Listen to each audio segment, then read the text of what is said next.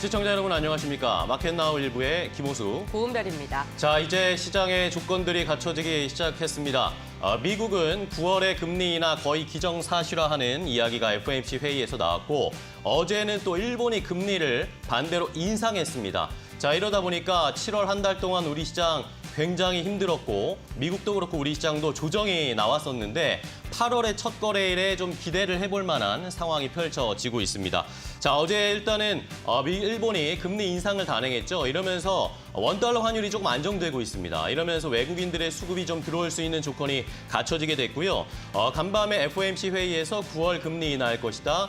엔비디아가 거의 12% 넘게 급등세를 나타냈고 어제 삼성전자 확정 실적 확인하고 나니까 외국인 기관의 수급이 집중적으로 들어왔습니다. 네, 그렇습니다. 힘들었던 7월이 마무리가 되고 이제 기분 좋은 8월을 준비해야 될 때가 찾아온 것 같습니다.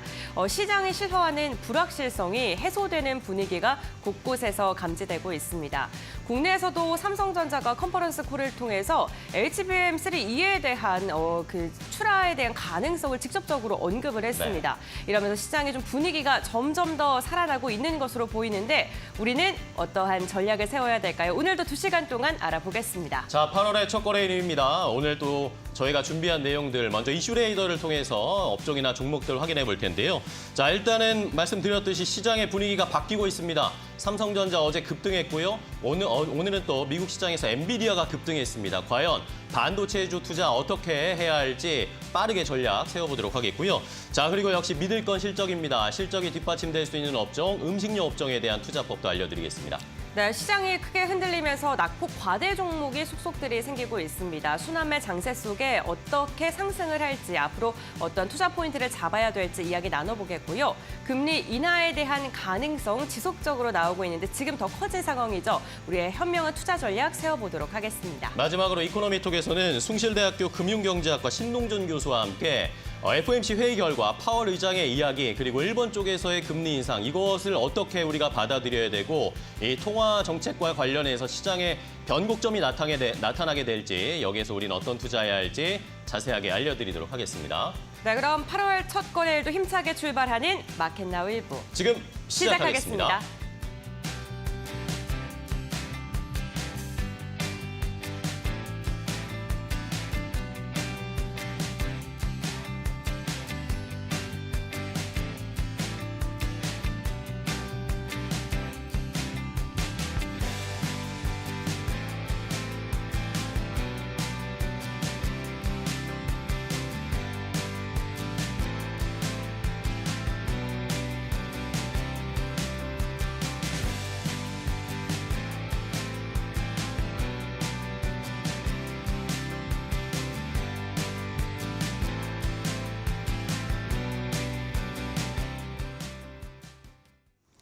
마켓나우 일부 글로벌 포커스로 문을 열어보도록 하겠습니다. 우리가 잠든 사이 글로벌 시장에서는 어떠한 이슈가 있었고 우리 시장에 어떤 영향을 미칠까요? 유한타증권의 천안본부점 김정석 과장과 알아보겠습니다. 안녕하십니까? 네, 안녕하십니까? 네, 과장님 우선 뉴욕 증시 3대 지수가 좀 일제히 상승 마감하면서 기술주 중심의 강세가 나타났는데요. 어떠한 부분 집중적으로 보셨습니까? 네, 간밤미 증시는 재원 8월 연준의장이 9월 금리 인하 개시 가능성을 강하게 시사한 가운데 저가 매수세가 유입되면서 기술주들이 강한 반등을 보이는데요. 나스닥 지수가 2.6% 급등하며 지난 2월 이후 하루 최대 상승률을 기록하였습니다. 이날 FOMC 회의에서는 기준금리 8회 연속 동결하였지만 회의 후 9월 금리 인하를 강력하게 시사한 파월 발언에 시장 투자자들이 환호를 했습니다. 이날 AMD와 퀄컴의 호시적에도 시장을 끌어올리는 데 영향을 미쳤는데요. 대장주 엔비디아 역시 AI 관련 기업들의 반사이익을 누리며 13% 가까이 급등했고 브로드컴 역시도 12%대 상승을 보였습니다. 필라델피아 반도체 지수가 무려 7% 급등하면서 ASML이 9%, 퀄컴과 ARM이 8%대 상승을 보였습니다. 메타 역시도 호시적을 발표하며 시간 내에서 상승하는 흐름인데요.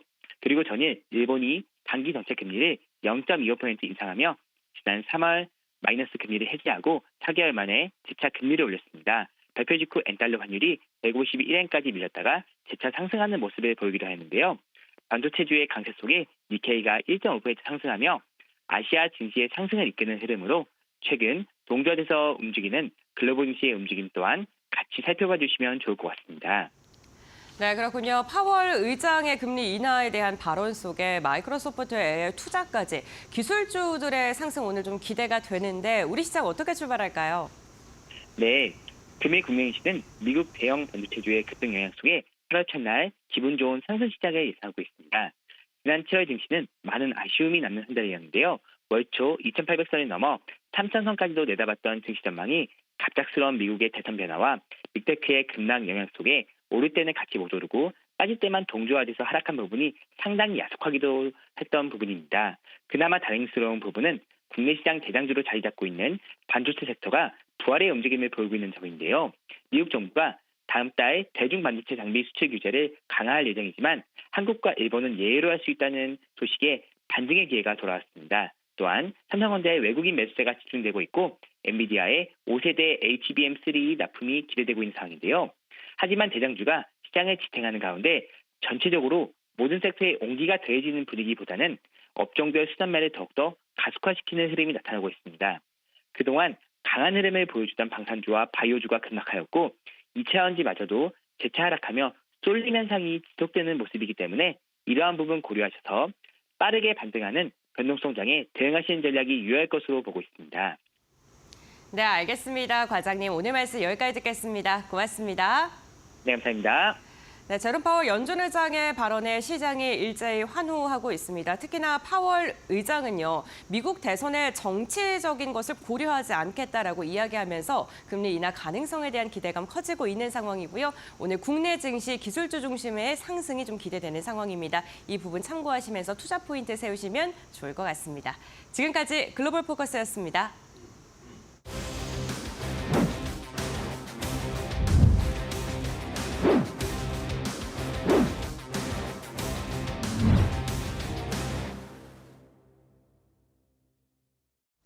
자, 이슈 레이더로 바로 이어가겠습니다. 오늘 개장 전에 포착해야 할 이슈 함께 알아보고요. 그리고 여기에 따라서 투자 전략, 종목까지 선정해보겠습니다. 자, 오늘 이슈 레이더는 두 분의 전문가와 함께하겠습니다. 이데일리 스페셜리스트 신리스업 전문위원과 이데일리온의 곽유정 파트너 두 분과 함께하겠습니다. 안녕하세요. 반갑습니다. 네, 안녕하세요. 네, 안녕하세요. 자, 오늘은 또 어떤 이슈를 포착해 주셨을지 두 분이 포착한 이슈, 먼저 신리스업 위원이 포착한 이슈부터 바로 확인해 보시죠. 삼성전자의 반도체 사업을 담당하는 디바이스 솔루션 부분의 영업이익이 6조 4,500억 원으로 집계되며 어닝 서프라이즈가 확인됐습니다. 삼성전자가 실적 컨퍼런스 콜에서 HBM3 8단 제품을 3분기 중 양산을 본격화할 예정이라고 밝히며 주가의 발목을 잡던 악재가 해소되는 모습인데요. 다만 블룸버그 통신에 따르면 미국이 삼성전자, SK하이닉스가 중국 기업에 HBM을 공급하지 못하는 내용이 대중국 수출 규제에 포함될 수 있다는 보도를 한 점은 부담입니다. 반도체 관련 기업들 앞으로의 방향성 알아보시죠. 자, 첫 번째 포착한 이슈 반도체를 봐야겠습니다. 시장의 분위기가 8월 딱 1일이 되니까 지금 달라질 조짐을 보이고 있어요. 신 의원님과 더 자세하게 이야기를 나누겠습니다. 자, 의원님 어제 삼성전자 확정 실적 저희 확인을 해봤고 이러면서 삼성전자 결국에 마지막에 들어올리더라고요. 외국인 기가 수급 들어오고. 자, 반도체 쪽 우리 시장 전반적으로 분위기 좀 달라질 거라고 보세요? 그러니까 막판에 갑자기 반도체가 다 들어올리면서 마감을 했더라고요. 그러니까요. 네. 장 후반을 보지 않은 사람에게는 오후에 확인해 보니까 저녁에 딱 확인해 보니까 뭐지 이게 오늘 날짜 증시 맞아? 네. 깜짝 놀랄 결과가 나왔는데 한국 시장이 미리 움직인 지금 경향이 있다. 네. 미리 뭔가를 캐치했다. 어떤 큰 수급은 뭔가를 캐치하고 미리 움직인 게 아닌가? 한국이 맨날 알고리즘 상으로는 미국 증시의 저 뒤에 밸류체인 꼬리에 달려 있는 것으로 생각이 되지만 이런 식으로 장후반에 먼저 움직이는 상황도 발생이 됩니다. 이런 그날 선반영도 있나요? 밤이나 새벽에 네. 이 지금 열리는 미국 증시의 상황 때문에 그러니까 미국 증시가 선 움직이는 경우도 있고 한국 증시가 선 움직이는 경우도 있어요. 그렇죠. 그래서 지금 이번 경우는 한국 증시가 선으로 움직인 부분이 강하다는 생각이 들고요. 어저께 미국에서 엔비디아가 가장 많이 올랐거든요. 12.81 예, 그리고 13% 브로드컴이 가까이. 11.96. 이 두 개가 지금 데이터 센터 인공지능 관련주의 총화로 두 명이 올라오고 있잖아요. 네. 엔비디아, 브로드컴이 강하게 올라오면서 결국에는 인공지능 데이터 센터 AI 관련 반도체가 강할 것임을 여기서 알려주는 부분이라고 생각이 되고요. 2등주인 AMD는 4.36으로 조금 떨어졌습니다. 근데 여기서 이제 장비주들이 득세를 하죠. ASML 홀딩스가 8.89가 오르고 그다음에 지금 어플라이드 머티리얼즈와 램리서치, KLA 이런 미국에 상장되어 있는 세계 5대 장비 회사에 들어있는 네. 모든 장비 회사가 올랐습니다. 결국 그러니까 우리나라는 또 장비가 움직이는 것이죠. 지금 우리나라에는 엔비디아나 브로드컴 같은 회사가 없습니다. 그래서 우리나라도 장부소 순서대로 움직인다고 분명히 말씀드렸는데 네. 결국에는 또 아마 장비주의 흐름이 상당히 강할 것이고요. 부품 소재주의 흐름은 상대적인 약세를 보일 가능성이 큽니다. 오늘 그럼 장비가 많이 오를 거라고 보세요? 예, 장비주가 아주 강하게 오를 것이고 이 미국에서도 똑같은 현상이 일어났습니다. 네. 물론 미국에서는 영국의 ARM과 미국의 시놉시스라는 회사도 급등을 했죠. 우리나라는 그 모델이 없는 거예요. ARM의 모델을 따다가 시놉시스의 도구를 활용하여 엔비디아의 개발자가 설계도를 그려서 TSMC에 넘겨줍니다. 근데 우리나라에 없는 건 뭐냐? 이게 다 없습니다. 설계 자산을 제공하는 ARM 같은 기업도 없고요. 설계 도구를 제공하는 시놉시스 같은 회사도 없고요. 엔비디아 같이 설계하는. 가장 최첨단 GPU를 제공하는 업체도 없고요. 생산만 전담하는 TSMC도 없습니다. 그러니까 우리나라에는 장비 회사만 있을 뿐이지 그래서 장비 회사가 움직일 가능성이 큽니다. 네. 장비 회사. 그러면은 일단은 뭐 최근에 신 소장님, 신 위원님과 저희 계속 뭐 계장도 체크해봤고 했는데 최근에 좀 조심해야 된다라고 경고 사인 주셨잖아요. 그런데 오늘 뭐 금리 인하 가능성도 높아지고 일본도 금리 올리고 원달러 환율도 안정되고 이러다 보니까 시장 분위기 다시 좀 반등할 수 있을 거라고 보세요? 시장 분위기가 반등을 해야 되는데 좀 그 전부터 계속 좀 뒤통수를 맞은 것 때문에 그렇긴 네. 합니다. 그 전에도 계속 미국 증시에서 반도체주가 급등해서 네. 장 초반에 갭 상승으로 시작했다가 12시만 가면 힘이 빠져가지고 빠졌죠. 갭을 다 예. 메워버리고 이런 모습들이 너무 안타깝거든요. 그리고 지금 소재 부품은 더합니다. 소재 부품은 장대 음봉이 이번 달에 떨어져가지고 제자리로 갔어요. 오늘 이제 8월 달이니까 7월 달에 장대 음봉이 떨어져서 그쵸. 6월 달 상승폭, 양봉을 완전히 상쇄시키는 음봉들이 다 다 깎아내렸죠. 나와버려서 이게 뭐야 이렇게 돼버리는 상황이 지금 발생됐거든요. 그러니까 우리나라는 뒷심이 너무 약해요. 그래서 오늘도 만약에 갭 상승 출발을 했는데 10시를 넘어서서 힘이 빠지기 시작한다. 이러면은 또 재미가 없거든요. 그래서 항상 그런 부분 때문에 불안감이 있습니다. 미국 증시가 상승을 저렇게 급하게 해줘도 네. 미국이 한 3번을 가줘야 1.5걸음 정도 가는 그런 경향이 너무 반밖에 못 강했어서 가네요. 지금 섣불리 이 미국 증시의 강세를 우리나라의 반도체가 오늘 득세를 할 것이다라고 판단하기가 상당히 어렵네요. 저는 여전히 방금 발을 보고 있습니다. 알겠습니다. 계속해서 방산. 우리 헤어질 때 방금 봐, 금방 봐 이런 것처럼 약간 한 건데 방산, 금융, 방산, 금융, 바이오를 바이오. 보고 있습니다. 오케이, 알겠습니다. 일단은 그러면 오늘은 반도체들이 반응을 할 텐데 장비주 위주로 우리 시장에서는 반응을 할 거다라고 신 의원님은 생각을 하고 계시네요. 그럼 관련해서 반도체 관련 종목들 최근의 흐름 좀 체크해봐야겠죠? 고은별 앵커가 정리를 했습니다. 네, 반도체 관련 기업들의 어제 흐름 괜찮았습니다. 특히나 삼성전자, SK하이닉스가 나란히 3% 이상 상승을 해주면서 우리 증시가 1%가량의 강한 상승으로 마감하는 데 성공을 했는데요. 삼성전자 같은 경우에는 역시나 반도체 부분의 호실적이 주가를 강하게 끌어올렸습니다. 지지부진했던 8만 원대 초반의 흐름이 이제 다시금 8만 6천 원 터치할 수 있을지 9만 전자를 향해 달려갈 수 있을지에 대한 기대감으로 이어지고 있는데요. 특히나 하반기 같은 경우에는 반도체 부분에 대한 긍정적인 전망 지속적으로 나오고 있습니다만 모바일 부분의 매출도 좀 기대해 볼 만합니다. SK하이닉스 같은 경우 3%가량 상승하면서 마감을 했습니다. 최근에 삼성전자와 SK하이닉스, 엔비디아와 AMD 소식 속에 좀 다소 엇갈린 모습이 나타났었는데 어제 같은 경우에는 둘 다 강세를 보였다는 게 특징적이고요. 지금 세 가지 종목 두 자릿대 강한 상승 나왔던 YC 13%가량의 오름세가 나오면서 18,000원 원 선 돌파하는 데 성공을 했습니다.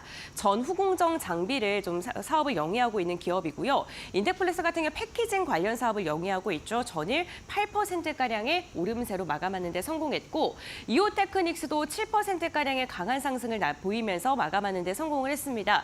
반도체 소부장 관련 기업들 특히나 삼성전자 향해 기대가 되는 종목을 중심으로는 시가총액 상위 종목군들도 7%에서 5%가량의 강한 상승이 나왔던 특징적인 장이었는데요. 오늘 같은 경우에도 미국의 기술적 강세 속에 또 시세를 이어갈 수 있을지에 대한 기대감이 나오고 있습니다만 반도체 관련 기업들 너무나도 많습니다. 그렇다면 우리가 어떠한 종목을 선택해야 될까요? 지금부터 알아보시죠.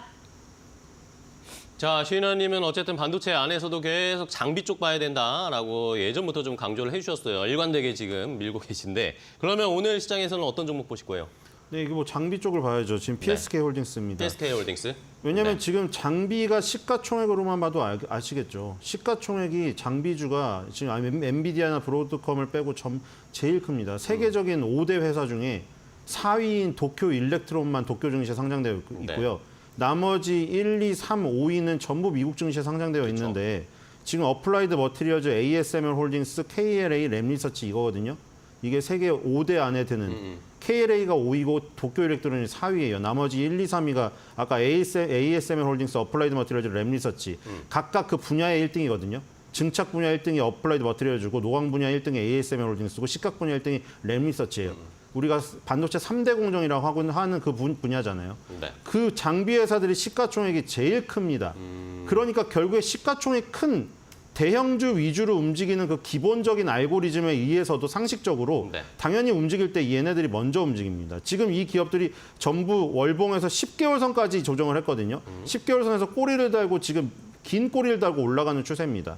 결국에 우리나라도 장비주가 움직일 수밖에 없고 우리나라에서 이제 증착 장비에서 원익 IPS랑 지금 주성 엔지니어링이 있겠죠. SK 하이닉스 향이 주성 엔지니어링이 급하게 올라서 주성 엔지니어링이 지난달에 음봉이 아까 많이 떨어졌다고 했잖아요. 우리나라 주식들이. 주성 엔지니어링도 7월 달에 음봉을 크게 맞아서 20개월 선까지 갔습니다. 그러니까 이 정도 격차라는 거예요. 뭔지 아시겠죠? 네네. 기술적으로. 지금 미국 증시에 있는 장비 회사가 10개월 선까지 빠지면 우리나라는 20개월 선까지 빠지는 겁니다. 그 밑단으로. 네네. 그러니까 올라올 때도 그만큼 뒷심이나 힘이 약할 수밖에 없겠죠. 왜냐하면 단기 이동평균선이 머리 위에 있으니까요. 우리나라는. 무슨 뜻인지 알겠죠? 항상 이렇게 움직입니다. 이럴 수밖에 없어요. 운명이에요. 어쩔 수가 없고요.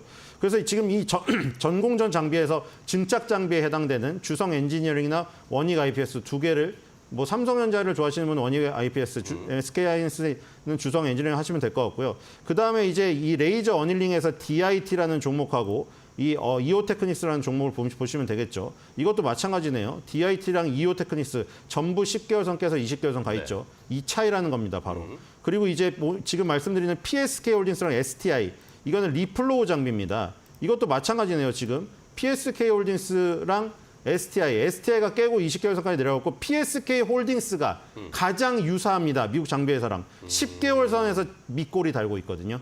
기술적으로는 가장 강해요. 그리고 지금 말씀드린 이 모든 것이 아까 전공조 쪽의 증착 장비라든가 후공정 쪽의 뭐 리플로우라든가 이 어닐링 이런 공정들이 네. 결국에 이 꼴을 먼 미래에 뭐를 가는 거냐면은 결국에는 저길 가는 겁니다. 이 계속해서 HBM이 위로 쌓아서 단수가 올라가게 되면은 예를 들어 우리 그 안에 HBM뿐만 아니라 옆에 무슨 뭐 CPU, GPU에서 무슨 모든 칩이 다 들어가야 될 거 아니에요. 네. 우리 롯데월드를 생각하시면 됩니다. 롯데월드, 시그니엘 호텔, 네. 그다음에 롯데월드 타워 거기 다 들어가 있죠. 그렇죠. 그리고 그 아이스링크에다가 장갑을 올리면 얼음 위에다가 올리면 더 많이 쌓을 수가 있어요. 네. 그냥 일반 판에 올리는 것보다. 그런 시대가 오는 겁니다. 그러니까 무슨 얘기냐면 기판은 유리 기판으로 얼음처럼 바뀌고 그리고 HBM이나 이런 거 다 모여 있는 것이 소통을 잘하기 위해서 CXL 같은 어떤 통신 그 칩이 들어오고 이렇게 되는 겁니다. 그리고 PSK 홀딩스 같은 경우는 거기에서 이제 수혜를 보게 되는 것이죠. 단수가 많아지면 많아질수록 좁히려고 하다 보니까 얇게 깎아야 되니까 거기서 부스러기들이 많이 나올 것이고 네네. 부스러기들을 치우는 디스컴 장비가 많이 필요할 것이고 그러니까 단수가 많아지고 아까는 칩이 여러 개 나오다 보니까 이제 하나하나 열을 가해갖고 솔더볼을 붙이는 것보다 다 같이 넣고 그냥 매스 리플로우로 때려버리는 이런 것이 더 많이 필요하게 되죠. 그러니까 결국에는 이 PSK 홀딩스가 지금 흘러가는 이 상황, 모든 거를 종합해가지고 이제 밑에 판에다가 똑같이 하면 안 되니까 막 2.5D, 3D로 해가지고 어떻게 하면 껴넣을까. 네. 이런 것에 최종적으로 최종 병기활이 될 가능성이 높은 것이죠. 알겠습니다. 자, PSK홀딩스 어쨌든 장비주 중에서 상대적으로 또 조정을 덜 받은 종목으로 10개월 선 정도밖에 빠지지 않았다. 상대적으로 우리나라 장비들 중에 강한 모습을 보이고 있다는 것도 또 메리트가 될 것 같습니다. 첫 번째 신리섭 위원과는 PSK홀딩스를 봤고요. 자, 그렇다면은 곽유정 파트너께도 저희가 종목을 좀 골라달라고 말씀드렸어요. 반도체 오늘은 뭘 봐야 됩니까, 파트너님? 네, 후공정 관련주인 YC 가지고 YC 요? 왔고요. 최근에는 근데 가는 종목이 더 잘 가서 그쵸? 조정을 깊게 줬다고 해서 지금 이제 당장 올라가느냐는 조금 더 확인이 필요한 시점이지 않나라고 생각이 들어서 현 시점에서 이제 거래량이 강하게 붙어주고 붙어 있는 거 있는 네, 종목으로 지금 이제 단기적으로나 네네. 지금 또 추세적으로도 어차피 업황이 좋으면은 계속 우상향 하잖아요. 그렇기 때문에 가는 종목으로 공략하자라는 관점에서 YC를 가지고 왔고요. 사실 이제 지난해부터 올 상반기까지만 해도 올라갔었던 중소형 종목들 특징적으로 이제 좀 더 살펴보면은 거의 SK 하이닉스향 장비 종목들이 대체로 많이 올라갔었거든요. 근데 이제는 올해 기점으로 해서 저는 이제 삼성전자가 이제 SK 하이닉스의 주도권을 뺏어서 올 하반기는 주인공이 될 것이다라고서 계속해서 좀 봐왔었는데 네네. 그 흐름이 이제 딱 8월 기점으로 해서 그 주인공이 변경이 전환이 된 것 같다라고 보여지고요. 그렇기 때문에 이제 삼성전자 이슈 우리 시청자분들이 주목해 보셔야 되는데 지금 삼성전자 5세대 HBM이 8월에서 9월 달이면은 엔비디아에서 이제 승인될 것이다라고서 전망치들이 계속해서 좀 네네. 쏟아져 나오고 있는 중이기도 합니다. 지금 이미 내부적으로는 양산 준비 승인 내부 절차를 완성했기 때문에 4분기부터 이제 본격적으로 8단 12단 양산이 시작될 거라고 하거든요. 그래서 이 관련 이슈 계속해서 우리 시청자분들이 체크를 해보시는 게 좋을 것 같고요. 네. YC 같은 경우에는 지금 호재도 나왔습니다. 삼성전자와 이제 계약을 맺게 됐는데요. 지난해 거둔 매출 2,551억 원에 무려 한 40%에 달하는 이제 대규모 또 수주도 따냈기 때문에 지금 삼성전자향 그런 이제 매출 계약이 또 반영이 될 수 있는 부분들 기대를 해볼 수가 있고. 근데 오늘 새벽에 또 약간 이슈가 있긴 했어요. 약간 노이즈가 있긴 한데 미국이 지금 뭐 중국 쪽에 SK하이닉스, 삼성전자, 네. HBM 수출하는 거 제한할 수도 있다. 이런 이야기 나왔잖아요. 네. 이게 좀 리스크가 되지 않을까요? 저도 지금 방금 전에 속보 나온 네네. 거 이제 보고 그랬었는데 사실 이미 그 대중국 제재하는 거는 네. 나온 이제 이슈고요. 거기에서 이제 추가적으로 좀 더 제재할 수 있는 분야를 좀 더 확대하겠다라는 이야기라서 이미 노출된 악재는 악재로서의 효력이 그렇게 강하지 않는 경우들이 좀 많아서 사실 이제 오늘 장에서 어떻게 반응하느냐가 더 관건이 될 것 같다라고 보여집니다. 알겠습니다. 네, 그런 관점에서 일단은 YC 장비주 측면에서 우리 시청자분들이 좀 보셨으면 좋겠고요.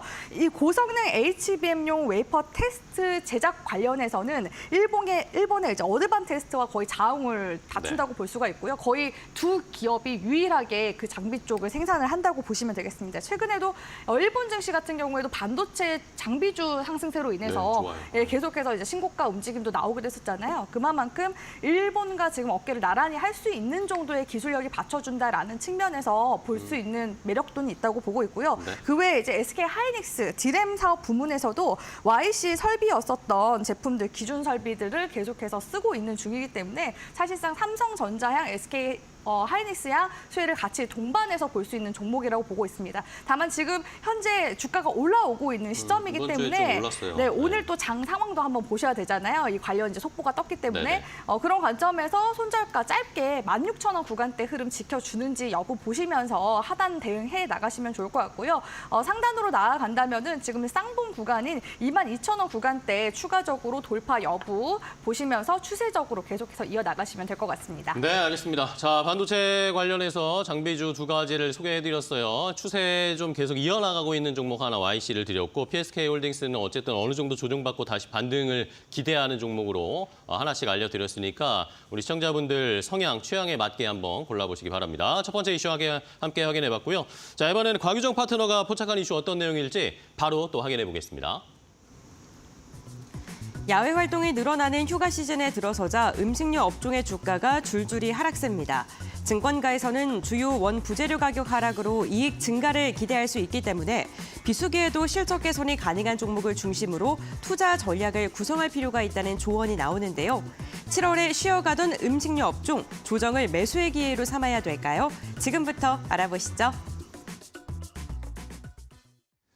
자, 두 번째 포착한 곽유정 파트너가 포착한 이슈는 음식료 업종 좀 보자라는 의견입니다. 실적 발표 지금 계속 기업들 나오고 있는 상황인데 음식료 업종에 뭐 사실 실적 기대감은 커요. 그렇죠? 실적 네. 잘 나올 거다라는 예상들도 많은 상황인데 주가는 어쨌든 한번 불 확 타오른 다음에 지금 네. 좀 쉬고 있습니다. 가스레인지가 좀 꺼졌어요. 네.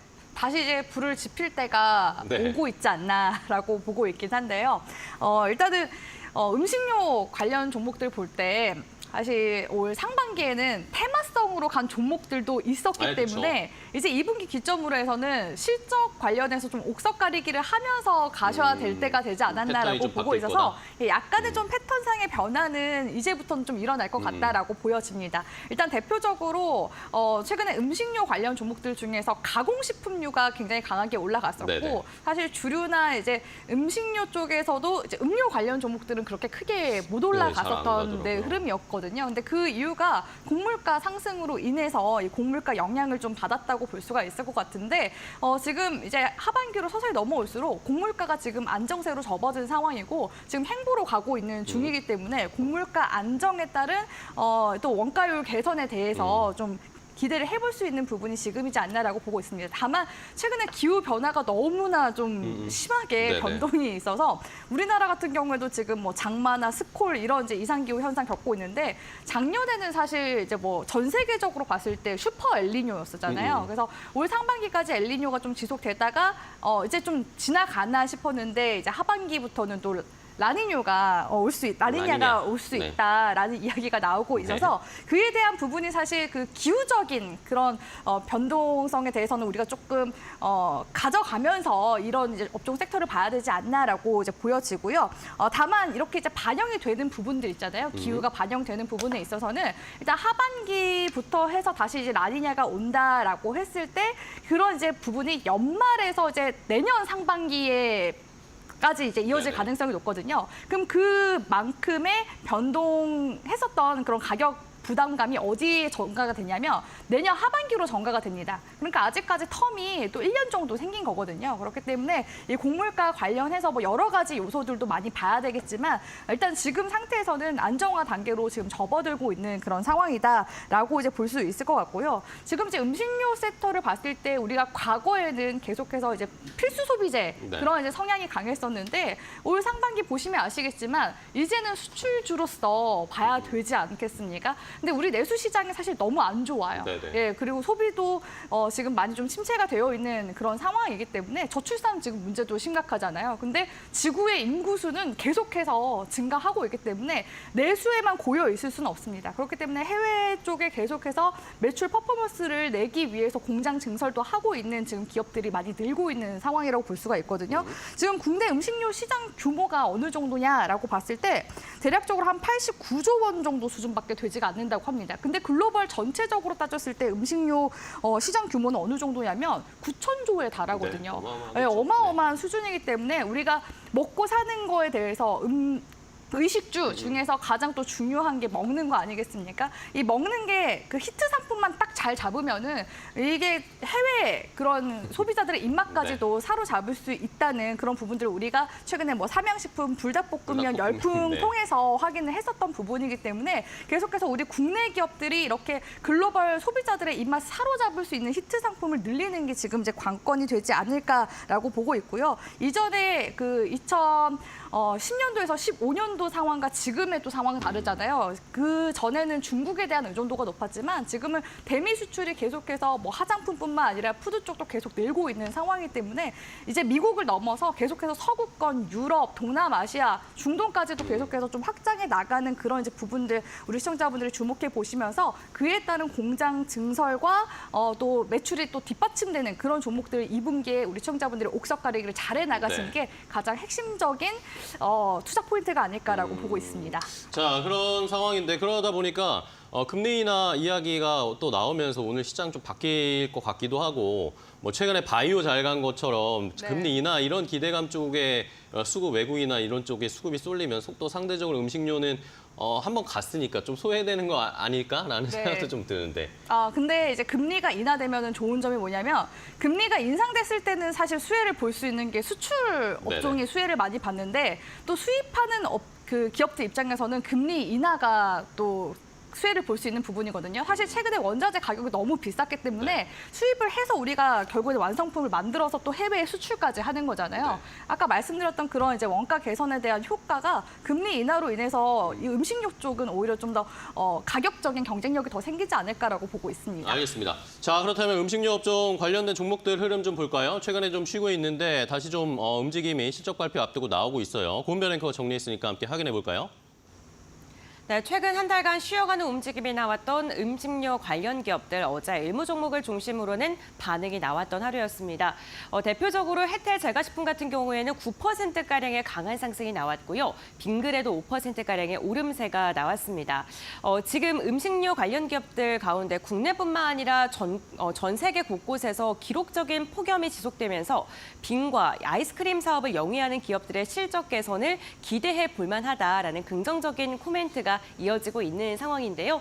혜타 제과식품 같은 경우 브라보콘이라는 그 아이스크림을 판매하는 기업이고요. 빙그레 같은 경우에는 메로나 그리고 바나나 맛 우유에 대한 열풍에 힘입어서 실적 개선이 기대되고 있는 상황입니다.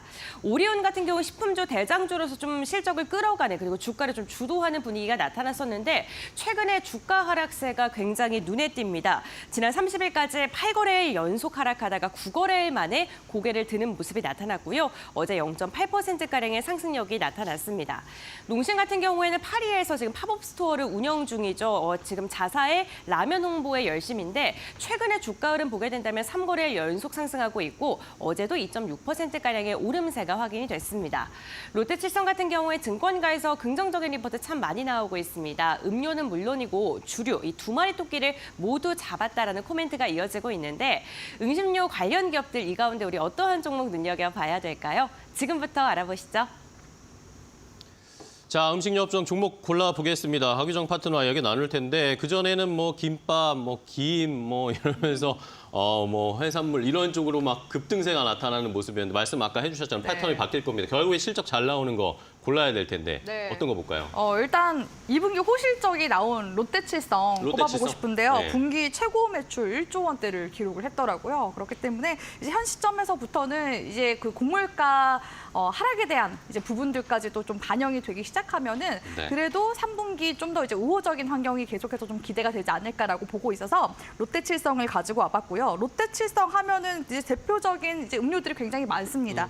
물론 이제 좀 더 자세히 살펴보면 탄산이나 커피, 생수, 주스 카테고리 같은 경우에는 대부분 감소세에 있긴 하거든요. 저도 생각을 해보면은 근래 들어서 탄산이나 그렇죠. 주스는 좀 덜 먹고 사이다 대신에 사서 먹은 적이 잘 없는 것 같아요. 네, 대신에 제로 음료수는 그쵸. 좀 많이 먹었던 것 같아요. 근데 실제로 이 제로 탄산 같은 경우에는 지금 사업 성과가 너무나 좋아서 계속해서 그 제로 탄산 음료 같은 경우에는 1분기도 매출액이 굉장히 좋았고요. 네. 지속적으로 지금 전체 탄산 카테고리 비중에서 30% 지금 이상까지 차지할 정도로 비중이 계속해서 확대가 네네. 되고 있는 기조라고 볼 수가 있습니다. 최근에 이제 전 세계적으로도 지금 비만 문제 심각하잖아요. 그렇기 때문에 계속해서 제로 칼로리에 대한 소비자의 니즈는 계속해서 확산할 늘어나겠죠. 것으로 보여지고요. 또 코로나 끝나고 나서 외부 이제 바깥 활동 많이 하다 보니까 스포츠 음료 같은 경우에도 지금 제로 같이 콜라보해서 게토레이 제로 이런 제로 제품들이 이온 나왔거든요. 음료 이런 게. 그런 이제 그렇죠. 제품들이 지금 인기가 엄청나다고 합니다. 그렇기 때문에 전년 대비해서도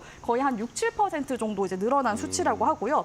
밀키스나 이런 이제 음료들 있죠. 저희가 이제 전통적으로 어렸을 때 먹었었던 그런 음료들은 달달한 탄산. 네. 의외로 동남아시아권에서 인기가 굉장히 많다고 합니다. 그래요? 동남아시아는 이제 과일도 단 과일들이 많아서 그런지 단 음식에 대한 니즈가 굉장히 많다고 하거든요. 그래서 이렇게 좀 고르게 해외 쪽에서 지금 수출 실적도 좋습니다. 지금 미국뿐만 아니라 일본, 동남아, 베트남 쪽으로도 계속해서 매출 실적이 퍼포먼스가 나오고 있는 중이라고 볼 수가 있을 것 같고요. 특히나 이제 소주 관련해서 그러니까 술은요? 술은 네, 어때요? 지금 외국인들이 K 소주 정말 미쳤습니다. 저는 정말 놀랐던 게 저도 최근에 대형 마트를 갔거든요. 대형 마트에 주류 코너를 갔는데 한국인들보다 외국인들이 더 외국인분들이? 많아서 너무 놀랐습니다. 이제 용산 쪽에 대형마트였었는데 네네.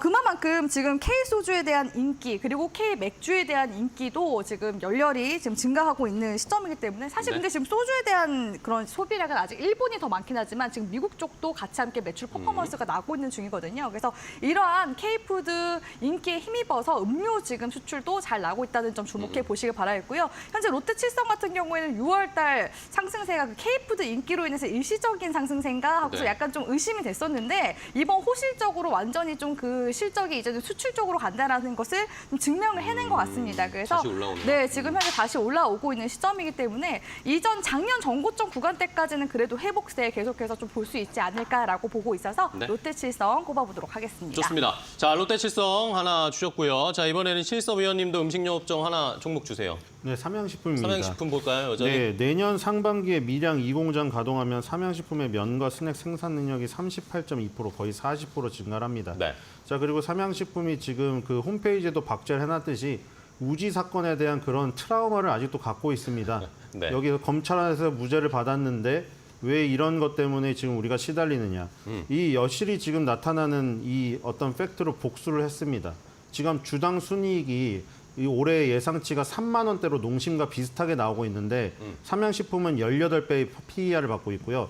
이 농심 같은 경우는 13배 정도로밖에 못 받고 있거든요. 네. 시장에서 인기가 삼양식품이 더 많음을 증명해냈습니다.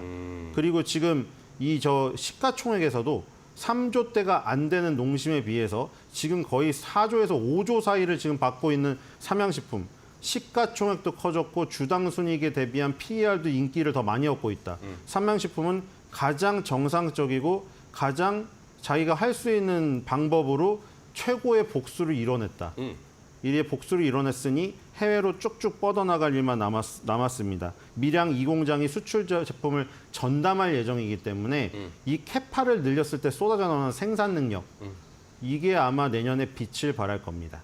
알겠습니다. 자, 밀양 2공장 가동이 돼서 수출 물량 더 늘리게 되면 실적 더 좋아질 수밖에 없다. 자연스럽게 저희가 생각해 볼 수 있는 의견 쉬울 때 오히려 지금 좀 매수를 해볼 찬스로 소개를 해주셨습니다. 자, 음식료업종까지 오늘 이슈레이더 두 분과 함께 이야기 나눴는데요. 좋은 전략, 종목 알려주셔서 감사하고 다음 시간에 또 뵐게요. 고생 많으셨어요. 고맙습니다.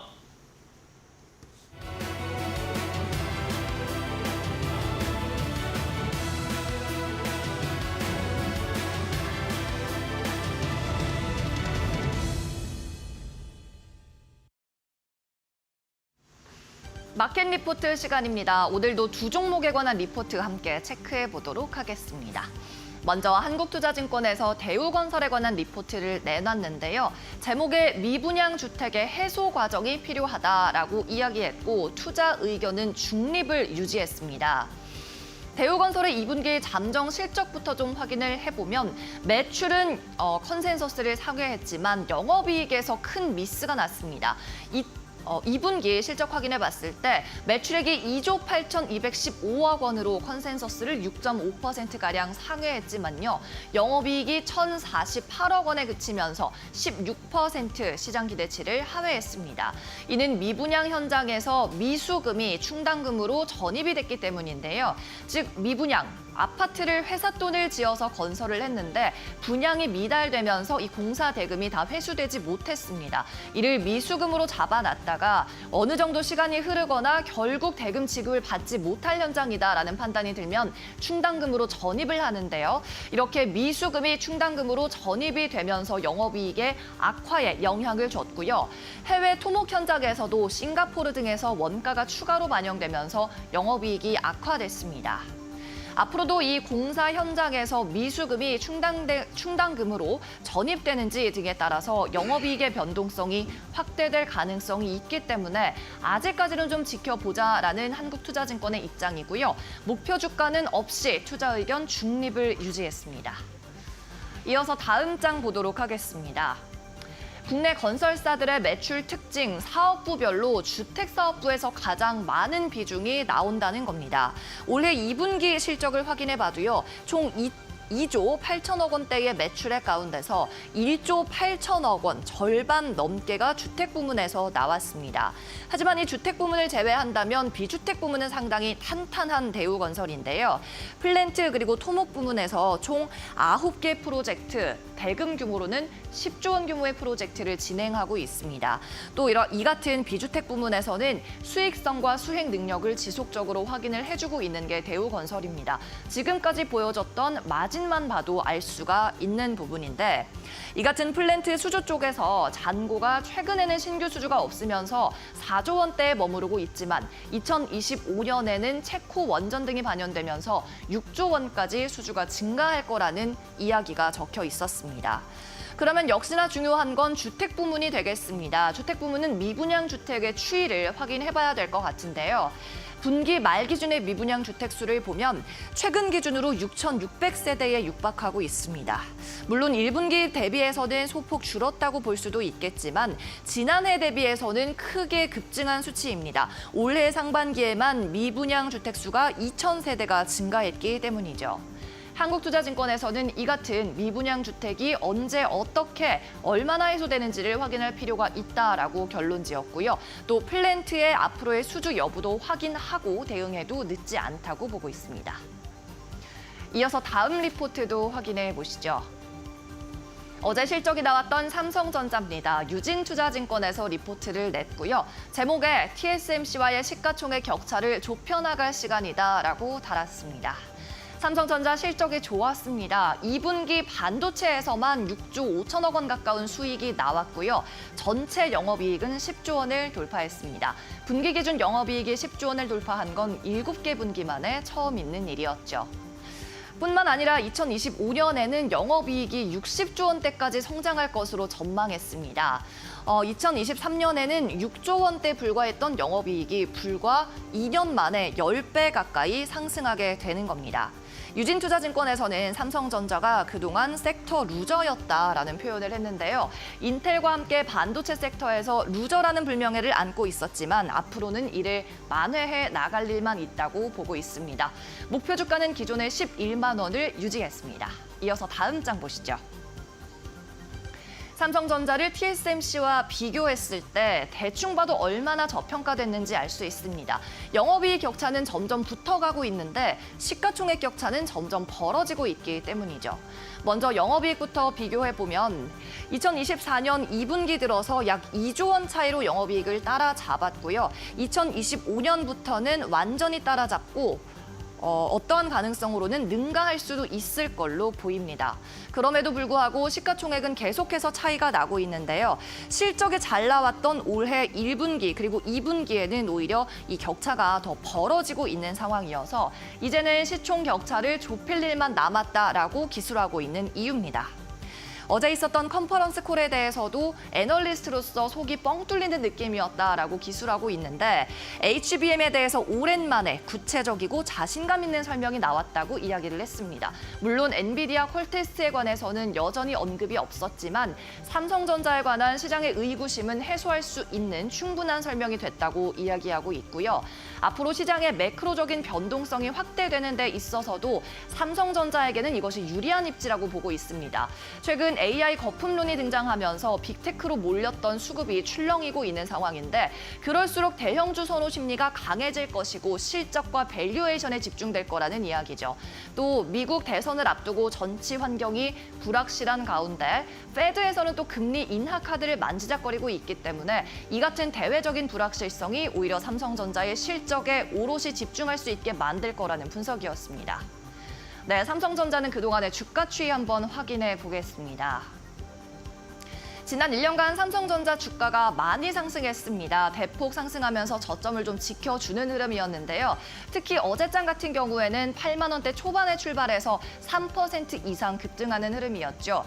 목표 주가는 11만 원 선이고 현재 주가는 8만 3,900원 선이니까요. 앞으로도 상승 여력은 30% 이상 남아있는 상황입니다.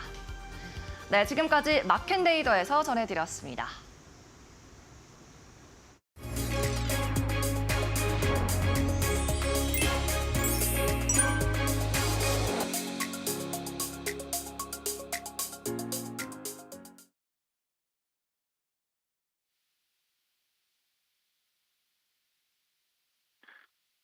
자, 안녕하십니까. 정 원장입니다. 자, 오랜만에 찾아뵙게 되는데요. 아침에 여러분들과 함께 시작과 동시 시장을 한번 체크해 보도록 하겠습니다. 자, 오늘 금일 시장 같은 경우에는요. 자, 9월의 금리 인하 시사뿐만 아니라 AMD 그리고 엔비디아 효과로 인해 가지고 나스닥이 급등을 했습니다. 자, 특히나 필라델피아 반도체 지수가 7% 가까이 급등하면서 지수를 견인하게 됐는데, 자, 여러분들 FOMC 금리 동결뿐만 아니라 9월의 금리 인하 제기가 되면서 지금 시장은 다시 V자 급등이 날 수 있는 환경이 만들어졌습니다. 특히 인플레 2%를 향한 일부 추진이 진전이 있었다라고 좀 평가가 나오는데, 자, 기존에 2%를 향해 가고 있었던 것이 확신이 필요하다라고 하고 있지만, 특히나 연준은 최대 고용 그리고 물가 2% 달성이 두 가지 목표를 다시 한 번 더 언급을 했습니다. 지난 회의 때는 특히 인플레 위험 주의를 해야 된다고만 했었지만, 파월은 이번 같은 경우에는 인하할 실질적인 논의까지 다 있었다라고 평을 할 수 있습니다. 다만 이번 회의에서는 다수가 동결하는 것을 지지했으므로, 자, 인플레 흐름 그리고 고용 그리고 성장의 유지시 9월 인하에 대한 논의가 이루어질 것으로 판단되기 때문에 지금 현재 분위기로는 오히려 더 9월의 금리 인하가 거의 확실시 돼가는 분위기입니다. 그러다 보니 해견 이후에 10년물 금리가 4.05 그리고 2년물이 4.27까지 급락을 통해 가지고 지금 시장 분위기는 9월의 금리 인하로 방향이 완전히 붙여지는 것이 아닌가라는 판단이 할 수 있습니다. 자, 재무부에서는 재정적 확대 불구하고도 국채 발행 규모가 유지됩니다. 자, 근데 대규모로 국채 발행의 우려 해소된 점도 금리 하락에 영향을 준 것으로 판단이 됩니다. 자, 그리고 특히나 어제는 고용 시장의 둔화로 인해 가지고 금리 하락의 영향이 왔는데 7월에 ADP 민간 고용 같은 경우에도 12만 2천 건, 예상은 14만의 하회를 했습니다. 특히나 여기서 우리가 체크해 봐야 될 점은 임금 상승률인데 4.8% 2021년 7월 이후에 최저라고 좀 볼 수도 있고요. 특히 이제 AMD 어제 같은 경우에는 AMD 실적 호조로 증시에 큰 영향을 받게 되었습니다. 무엇보다도 AI 요즘 우려가 많이 전망되고 있는데, 올해는 AI 칩 전망이 5억 달러로 상향시킴으로써 내년까지 공급이 타이트하다라는 것을 볼 수 있었고요. 특히 마이크로소프트 같은 경우에도 데이터 센터 투자 이어질 것이다.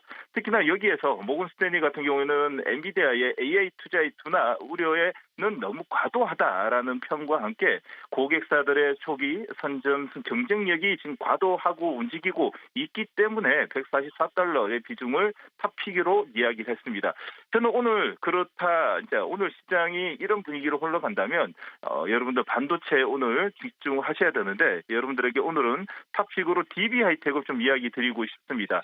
자, 글로벌 파운드리 시장의 시장 점유율 10이고요. 2분기 깜짝 실적을 통해 가지고 영업이익 컨센서스가 지금 2배로 상향되고 있습니다. 특히 레거시 반도체 쪽의 업황에 따른 실적 개선을 통해 가지고 오늘의 반도체 시장에 있어 가지고 DB 하이텍을 한번 주목해 보시는 점도 나쁘지 않을 것으로 판단이 됩니다.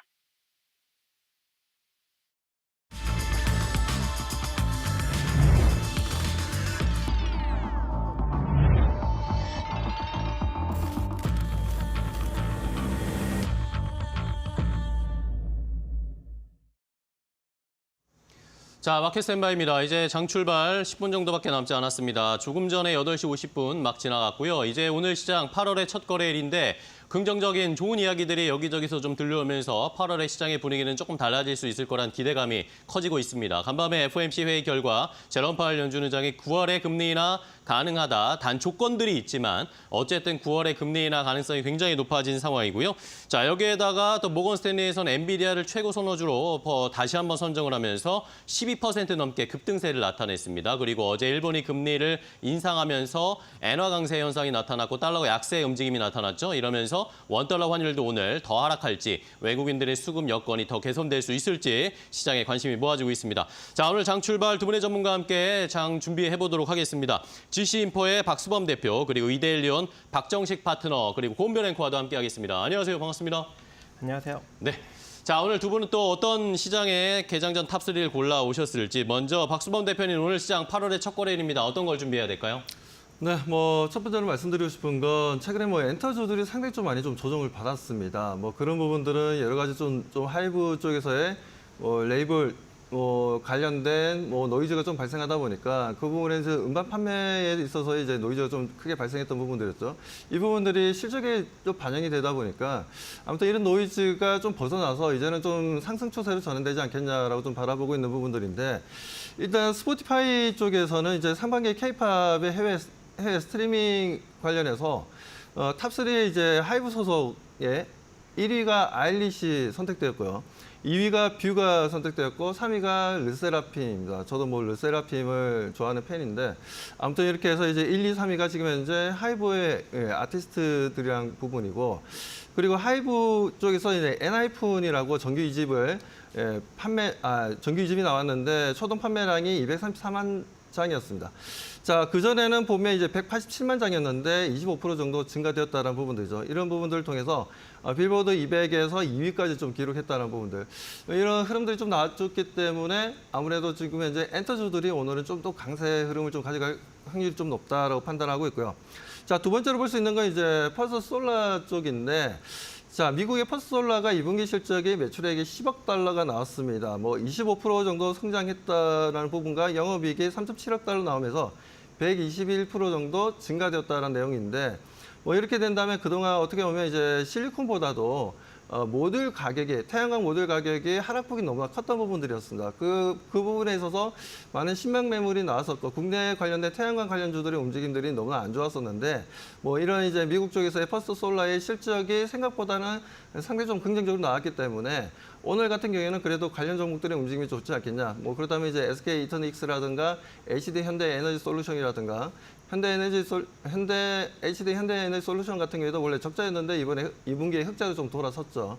뭐 그렇듯이 지금 현재 관련 종목들의 움직임들을 좀 지켜볼 필요가 있다는 말씀드리고, 좀 세 번째로 말씀드리면, 자, 한국과 미국의 이제 5G 추가 주파수 경매가 이제 빅 이벤트가 이번 하반기에 열립니다. 하반기에 열리는데 지금 이 부분에 있어서 중국 쪽의 하웨이가 지금 현재 5G 어드밴스드라는 새로운 장비를 이제 6G로 넘어가기 전에 하나의 이제 징검다리라고 볼 수 있는데, 이 장비에 대한 이제 매출이 실질적인 제품이 이번 하반기에 나올 거고요. 그에 대한 이제 매출이 좀 발생할 텐데, 아무래도 이 부분들이 지금 현재 미국의 대선과 좀 맞물린 부분들도 있고, 과거에 또 트럼프 일기 때 이런 이제 통신 장비 관련해서 백도어가 있는 거 아니냐 이러면서 이제 유럽 쪽도 마찬가지, 미국도 마찬가지고 하웨이에 대한 이제 통신 장비, 5G 통신 장비에 대해서 제재를 좀 강하게 했던 부분들, 그 낙수 효과를 어떻게 보면 삼성전자가 좀 누리고 있었던 부분들이었죠. 삼성전자 같은 경우에도 통신 장비를 만드는 업체다 보니까 그래서 그 부분들에 있어서 우리나라 통신 장비 업체들이 좀 하반기에 좀 더 이제 추세적인 반등이 좀 나와주지 않겠냐. 그동안 뭐 실적도 좋고 양호한 흐름들을 보여준데도 불구하고 대체적으로 좀 좋지 못했던 부분들이 있었는데, 이 부분들을 좀 만회하는 통신 장비주들 좀 기회를 한번 좀 눈여겨보고 투자 심리가 다시 살아나게 좀 기대해 보겠습니다. 네, 알겠습니다. 박수범 대표는 엔터주 그리고 태양광 5G 통신 장비 쪽 언급을 해주셨는데요. 그렇다면 박정식 파트너는 어떠한 포인트 세 가지 오늘 픽하셨을까요? 네, 일단 뭐 첫 번째로는 반도체를 빼놓을 수 없겠죠. 삼성전자가 연결 기준으로 2분기 영업이익을 10조 원을 돌파를 하였습니다. 그로 인해서 일단 매출도 70조 원대를 돌파를 하면서 TSMC 매출도 넘어서는 그런 지금 긍정적인 소식이 전해졌죠. 거기다가 이제 미국이 본격적으로 이제 대중 반도체 장비 수출을 강화할 예정인데, 또 동맹국은 제외한다고 합니다. 그래서 이 반도체 관련 종목들이 다시 한번 상승력이 나타날 수 있는 여력이 매우 높지 않을까라고 생각을 하는데, 이미 이제 전날부터 이제 반도체 관련 주들이 상승력이 잘 나왔죠. 하지만 이제 오늘도 그 상승력이 그대로 이어지면서 지수 상승력을 견인할 것으로 판단이 되고 있습니다. 그래서 그동안 이제 많이 눌렸던 반도체 주들 여러분들이 좀 선취하는 그런 장세가, 그런 날이 됐으면 좋겠고요. 자, 두 번째로는 일단 뭐 시간 외로도 이미 이제 이슈가 부각이 되면서 관련 종목들이 올라갔는데, 하마스의 정치국 최고 지도자 이스마일 하니예가가 이란 수도 테헤란에서 이스라엘의 공격을 받고 사망을 하였습니다. 그래서 그에 관련돼서 일단 최근 보면 이 정유 관련 주들이 흥국석유나 중앙에너비스 같은 종목들이 이제 시간외로 상승력이 나왔고, 그리고 해운주들 STX 그린로지스, 흥하해운 이제 이런 관련 종목들이 상승력이 나왔기 때문에 장 초에는 이제 이러한 종목들이 일정 부분 강세를 보일 예정인데, 최근 이 시간외로 상승력이 나온 종목들이 장 초에 강세를 보이다가 주저앉는 흐름이 좀 자주 나타나기 때문에 이미 이제 선침해를 하지 않으신 분들은 따라잡는데 조금 주의하셨으면 좋을 것 같습니다. 자, 마지막으로 이제 미국 대선 이슈를 빼놓을 수가 없겠죠. 최근 이 여론조사에 따르면 이 경합주 7곳에서 해리스 부통령이 48%로 이 공화당 대선 후보인 도널드 트럼프 전 대통령 지지율 47%를 넘어섰다고 합니다. 또 우위를 보였던 지역이 애리조나, 그리고 미시간, 네바다, 위스콘신 이런 4개 주에서 일단 우위를 보였기 때문에 아무래도 이 해리스 부통령 관련 테마가 또 상승력을 보이지 않을까라고 생각을 하고 있는데, 최근 이 마리화나 관련 종목들은 상당히 많이 상승력이 나왔죠. 이제는 정책적으로 좀 순환이 될 수 있는 가능성이 점쳐지고 있습니다. 정책적으로는 이제 반도체 지원법, 그리고 인플레이션 감축법 등이 있으니까 참고하시면 좋을 것 같습니다. 네, 알겠습니다. 자, 오늘 두 분이 알려주신 결정전 탑3 반도체의 향방이 중요하고요. 그리고 이외에도 살펴볼 만한 업종들 체크를 해주셨습니다. 자, 양시장 모두 상승 출발, 코스피가 조금 더 강하게 출발할 것으로 예상되는데 동시효과 상황 더 자세하게 고은별 앵커 확인해 보겠습니다. 네, 8월 첫 거래일 목요일장 국내 증시 기분 좋은 출발을 할 것으로 보입니다. 우선 유가증권 시장은 2,800선을 회복을 해주는 모습을 보여줄 것으로 예상되고 있고요. 코스닥 같은 경우에는 0.5%가량 상승하면서 807선 넘어서는 모습이 나타날 것으로 보입니다. 특히나 오늘 코스피 200이 1.3%가량의 갭을 띄우면서 출발될 것으로 집계가 되고 있는데요. 대형주들의 상승세 오늘 좀 눈여겨보셔야 될 것 같습니다. 간밤 미 증시에서 금리 인하를 또 단행하고, 그리고 파월 의장이 금리 인하에 대한 그거를 9월에 좀 실시할 수도 있다라는 가능성을 시사하면서 금리 동결이 8회 연속됐음에도 불구하고 시장은 환호를 했습니다. 이에 대한 훈풍이 국내 증시까지 이어질 것으로 보이는데요. 코스피 시가총액 상위 종목들의 흐름 함께 확인해 보시죠. 먼저 유가증권 시장 살펴보겠습니다. 1위부터 5위권 보게 되면요. 오늘 삼성전자와 SK하이닉스가 눈에 띄는 상승을 하면서 출발될 것으로 보입니다. 간밤 엔비디아가 급등을 했기 때문에 SK하이닉스는 무려 4.5%가량의 강한 상승, 다시금 20만 원 선 회복해 줄 것으로 보이고요. 삼성전자 역시나 2.5%가량 상승하면서 8만 6천 원 선 넘어설 것으로 보입니다. 삼성바이오로직스는 한 걸음 쉬어가는 분위기입니다. 0.9% 하락 출발 집계됩니다. 다음으로는 6위부터 10위권의 흐름 함께 살펴보시죠. 오늘 완성차 기업인 현대차와 기아도 좋습니다. 특히나 기아가 2% 이상 상승 출발 예상되고 있고요. 셀트리온은 1.7% 하락, 지금 금융지주사 같은 경우에 소폭의 하락 출발 예상되고 있습니다. 다음으로는 코스닥 시가총액 상위 종목 살펴보겠습니다. 전기차 캐즘 우려, 그리고 부진한 실적 속에 부진했던 에코프로 그룹주들 어제는 4%가량 빠졌었는데 오늘은 두 종목 모두 다 상승 출발 예상되고 있고요. 알테오젠을 제외하고 5위권에 있는 종목들 상승 출발 예상되고 있습니다. 다음은 6위부터 10위권 보시죠. 어제 10위권에 반도체 관련 기업, 소부장 기업이 이름을 올렸습니다. 리노공업이 다시금 10위권에 안착하는 모습이었고, 오늘도 역시나 5% 이상의 강한 상승 출발이 예상되고 있습니다. 국내 증시 그럼 지금 출발하겠습니다.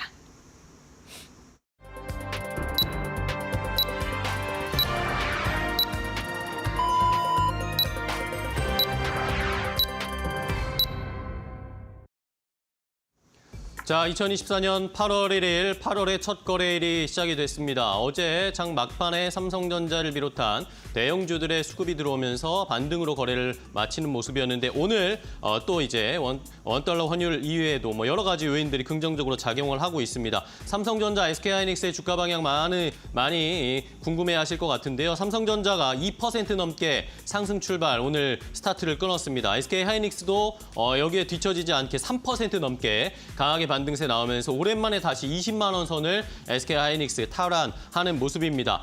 자, 원달러 환율도 오늘 체크해 봐야 되는데 원달러 환율이 어제 막판에 또 많이 내려갔죠. 오늘도 역시 1.8원 정도가 내려가면서 1,368원대까지 급격하게 내려가고 있습니다. 일본이 금리 인상하고 나서 엔화 강세, 달러 약세 움직임이 나타났고요. 간밤에 달러 엔 환율이 149엔대까지 내려갔습니다. 이것이 그대로 영향을 주면서 우리 시장도 1,368원대로 일단은 원달러 환율이 출발을 했습니다. 자, 이러면서 코스피에서는 대형주들 삼성전자, SK하이닉스가 상승 탄력을 좀 높이다 보니까 코스피가 0.6% 동시호가 상황보다는 조금 약하지만 어쨌든 0.6% 정도 상승 출발했고요. 코스닥 시장도 0.55% 정도 상승하면서 출발을 했습니다. 자, 그러면 오늘 시장의 출발 상황 더 자세하게 확인해 볼까요? 고은별 앵커와 함께 체크해 보시죠. 네, 8월 첫 거래일 국내 증시 양 지수 모두 다 상승으로 출발을 했습니다. 유가증권 시장 동시호가 상황보다는 다소 아쉽지만 그래도 0.6%가량 오르면서 2,789포인트 선에서 출발을 알렸고요. 코스닥 같은 경우에도 0.5%가량 상승하면서 807포인트 선에서 출발을 했습니다. 지금 엔화 강세 금리 인상으로 인해서 오늘 원달러 환율이 안정세를 좀 잡아들고 있는 모습이 나타나고 있는데 일본 니케이 지수 같은 경우 현재 구간 0.8%가량 하락 출발했던 것과 비교한다면 국내 증시의 상승폭 지금 오늘의 장을 좀 기대해 볼 만하겠습니다. 그렇다면 이데일리 스핀을 통해서 조금 더 자세한 시장 상황 알아보겠습니다. 먼저 유가증권 시장의 출발 상황부터 확인해 볼 텐데요. 오늘 반도체 관련 기업들의 상승력이 눈에 띕니다. 어제 장 막판부터 강하게 들어올렸던 삼성전자와 SK하이닉스 어제의 시세를 이어가고 있습니다. 삼성전자 1.7% 강한 상승 나오고 있고요. SK하이닉스도 2.4%가량의 오름세가 나오고 있습니다. 아무래도 엔비디아의 강세가 SK하이닉스의 훈풍으로 고스란히 유입되는 분위기가 나타나고 있고요. 2차 전지 캐즘 우려 속에 전일 부진했던 LG에너지솔루션 오늘 0.7% 상승으로 출발을 했습니다. 다만 시장의 분위기를 보게 된다면 시장이 흔들렸을 때 시장을 받쳐주던 바이오와 금융주 같은 경우에는 오늘은 한 걸음 쉬어가는 분위기가 나타나고 있습니다. 삼성 바이오로직스가 1.2% 하락하고 있고요. 셀트리온도 0.7%가량의 내림세가 나오고 있습니다. 지금 일부 언론의 보도에 따르면 현대차와 기아, 특히나 현대차의 정의선 회장이 삼성전자 이재용 회장과 함께 일론 머스크를 프랑스 파리에서 주말에 만나서 식사를 할 수 있다라는 그런 보도가 나오고 있습니다. 만약에 이번 만남이 성사되게 된다면 일론 머스크와 정의선 회장의 만남은 이번이 처음이라고 하는데요. 오늘 현대차와 기아 같은 경우 2.8%, 1.5%가량 상승하면서 최근에 부진함을 만회해주는 움직임이 나타나고 있고요. 포스코홀딩스도 상승하고 있고요. 네이버, 카카오 금리 인하에 대한 기대감 속에 강한 상승 나오고 있습니다. 지금 네이버 같은 경우에는 1.6%가량의 강한 상승이 나오고 있는데 TMF에 대한 직접적인 수혜주로 네이버가 거론이 되고 있죠. 오늘도 상승폭 높이고 있습니다. 삼성, SDI 그리고 LG화학 여전히 지금 상승분을 오랜만에 반등하고 있고 KB금융과 신한지주 상승 시도 이어가고 있는 모습입니다. 다만 삼성물산이 좀 좋은 실적을 발표했음에도 불구하고 오늘 2.3%가량 밀리고 있다는 점 체크해 보셔야 될 것 같습니다. 다음으로는 코스닥 시가총액 상위 종목들 출발 상황 함께 확인해 보시죠. 코스닥 보게 된다면 최근 부진했던 2차 전지 에코프로 그룹주들 특히나 어제 4%가량 빠지면서 마감을 했었죠. 오늘 같은 경우에는 반발 매수세가 다소 유입되는 듯 보이고요. 지금 제약바이오 관련 기업들 좀 부진한 가운데 HLB 지금 상승 그리고 리가켄바이오는 0.3% 오름세가 포착이 되고 있습니다. 어제 클래스를 제치고 리노공업이 코스닥 시가총액 10위권에 들어서는 데 성공을 했습니다. 오늘도 시세를 이어가면서 2% 이상의 강한 상승 나오고 있고요. 이오테크닉스 반도체 장비 관련 기업, 솔브레인 소재 관련 기업이죠. 그리고 HP, SP, 테크윈까지 오늘 반도체 소부장 관련 기업 20위권 4기업들 일제히 상승하고 있다는 점 체크해 보셔야 될 것 같고요. 역시나 금리 인하에 대한 수혜주로 거론되는 펄어비스 게임주 오늘 1.3% 로봇 관련 기업인 레인보우 로보틱스도 1.5%가량 오르면서 금리 인하에 대한 기대감이 있는 종목들 오늘 일제히 상승하고 있습니다. 다음으로는 시장을 주도하고 있는 업종 살펴보시죠. 업종별 상승률 알아보겠습니다. 네, 업종별 상승률을 보게 됐을 때 오늘 전기전자 업종이 1.6% 강한 상승 나오고 있습니다. 아무래도 삼성전자 그리고 SK하이닉스의 강세로 전기전자 업종을 좀 견인하고 있는 것으로 보이고요. 현대차, 기아 2에서 3%가량의 오름세가 포착이 됐었는데 자동차 업종 1% 이상 그리고 네이버와 카카오의 상승력 속에 온라인 플랫폼도 1% 이상 상승하고 있습니다. 최근 부진했던 화학 업종이 오늘 4등으로 안착을 했고요. 2차 전지도 지금 7등으로 지금 업종별 상승률을 기록하고 있습니다. 정유 같은 경우에는 오늘 0.1%가량 상승하고 있습니다. 그리고 유통도 0.5%가량 상승하고 있는데 중동에 대한 정치적 불확실성, 긴장감이 고조가 되면서 국제유가 WTI가 전거래일 간밤에 4%가량 급등을 했죠. 이로 인해서 어제 우리 시장에서도 정유 관련 기업 그리고 운송과 관련된 기업들이 강한 상승 나왔는데 오늘도 여전히 강한 상승이 나타나고 있다는 점 체크를 해보셔야 될 것 같습니다. 지금 개장 상황 간단하게 확인을 해봤는데요. 조금 더 자세한 상황 지금부터 알아보시죠.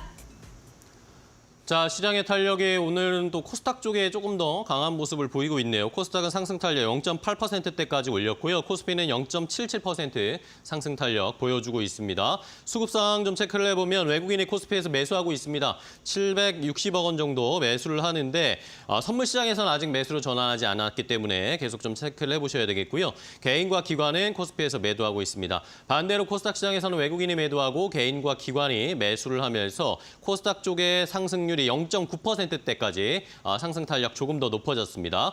원달러 환율 흐름 아까도 체크를 해드렸는데 어제 결국에 1,360원대로 내려왔죠. 오늘도 조금 하락하면서 1,368원대로 시작했고 지금은 1,367원대까지 조금씩 낙폭을 조금 더 키우고 있는 상황입니다.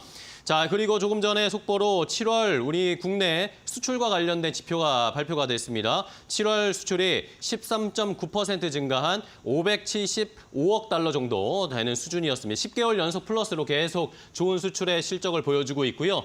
무역 흑자가 36억 달러 정도 기록을 했습니다. 또 특이할 만한 것이 중국 쪽의 대중국 수출이 21개월 만에 최대치를 기록했다라는 것도 역시 함께 살펴보셔야 되겠습니다. 자, 그럼 시장의 분위기 조금 더 자세하게 체크를 해볼까요? 박수만 대표님과 확인해 봐야 될 텐데요. 자, 어제 우리 시장이 미리 좀 선반영되면서 상승을 하면서 마감을 했습니다. 오늘 일본 니케이 지수가 지금 1.7%나 빠지고 있거든요. 그런데 우리 시장은 반등세가 꽤 나오고 있습니다. 시장 분위기 어떻게 봐야 될까요? 오늘 또 목요일이지 않습니까? 목요일 같은 경우에는 일주일 중에서 가장 변동폭이 큰 하루입니다. 그렇기 때문에 지금 현재도 보게 되면 어제 같은 앵커님도 말씀하셨지만 삼성전자라든가 SK하이닉스가 어제 미리 좀 움직였어요. 미리 상승을 좀 해줬던 부분들이었고 그러다 보니까 오늘 갭 상승으로 시작하다 보니까 아침에 좀 매도 물량이 좀 나오는 흐름들이었습니다. 차익 매도 물량이 단기간 좀 나오는 분위기였는데 그렇게 걱정할 필요는 없다라고 좀 판단하고 있고 오히려 주가가 좀 밀린다면 그 부분들에서 적정 시점이 되면 다시 한번 더 순매수로 전환해서 매수 시점을 좀 잡아나가는 것도 괜찮다라고 판단하고 있습니다. 자, 일단 지금 현재 반도체 쪽보다는 지금 분위기 자체가 지금 현재 전력 쪽이 좀 더 강한 흐름을 좀 보여주고 있어요. HD 현대일렉트릭 같은 경우에도 우리가 변압기인데 변압기 같은 경우에도 우리가 보면 중대형이 있습니다.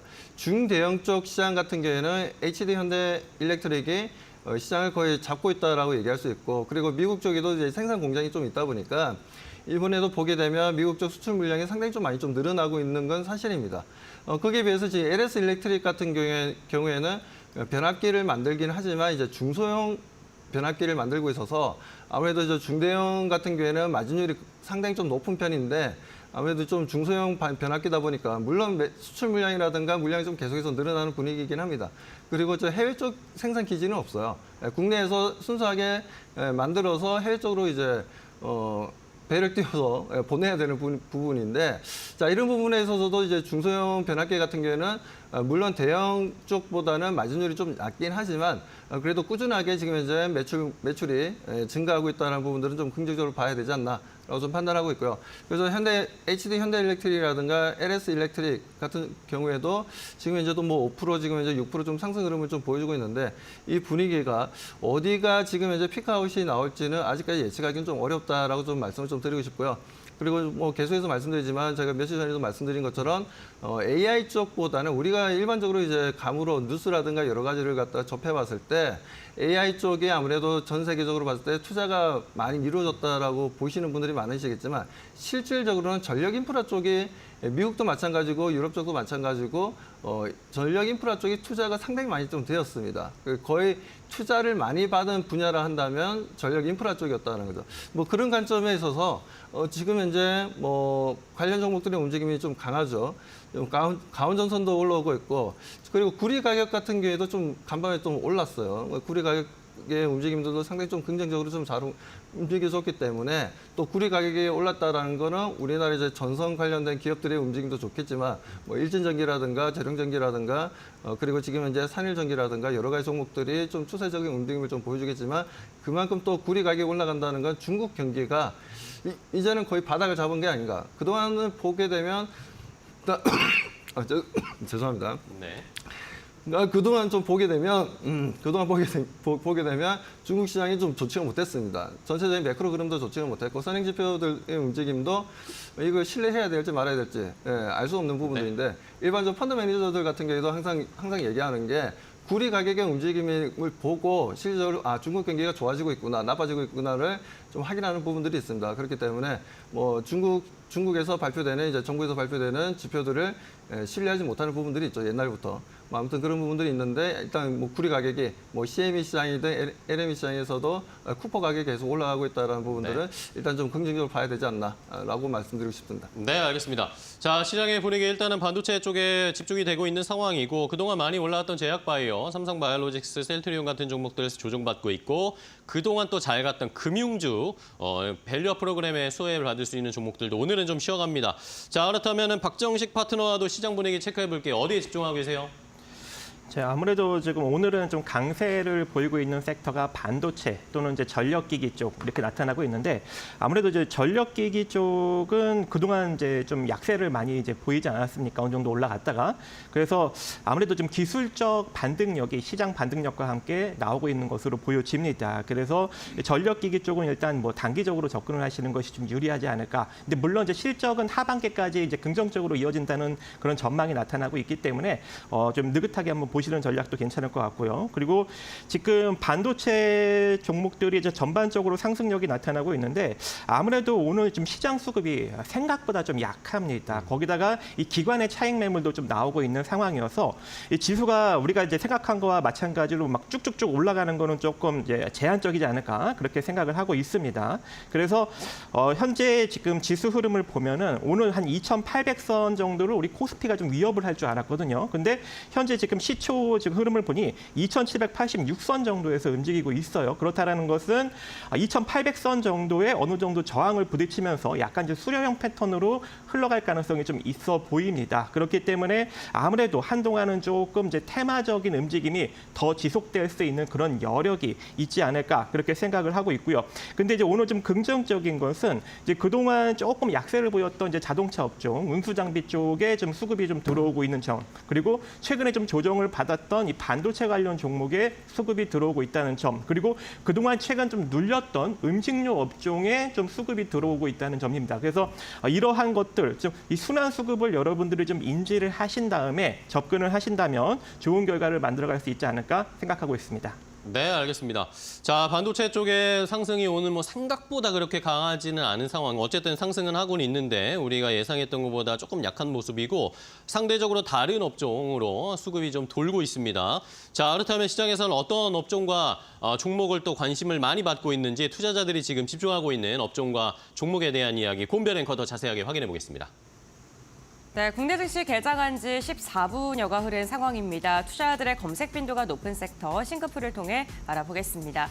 오늘 투자자들은 전력 설비에 대한 검색도가 굉장히 높습니다. 그만큼 섹터 안에 있는 종목들도 강한 상승을 보여주고 있죠.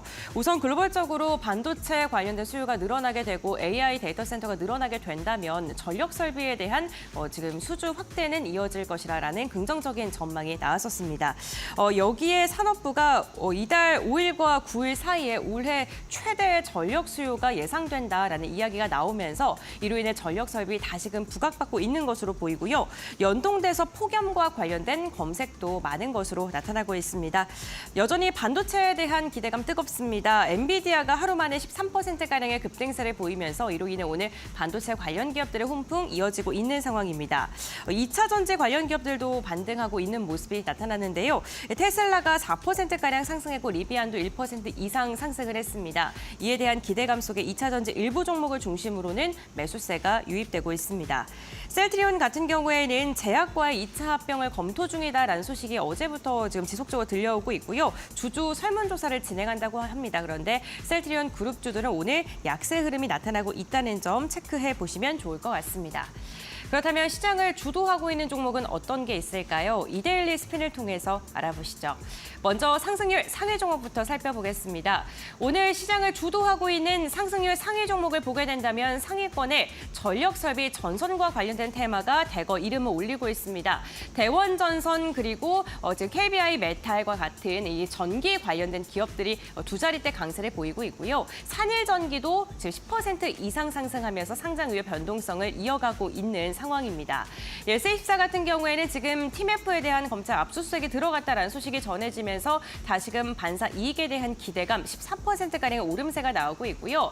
넥슨게임즈 신작에 대한 효과로 인해서 오늘도 두 자릿대 강세, 즉 14%가량의 오름세가 나오고 있습니다. 실적이 호선될 것이다, 개선될 것이다라는 이야기가 리포트가 긍정적으로 나오고 있는 상황이고요.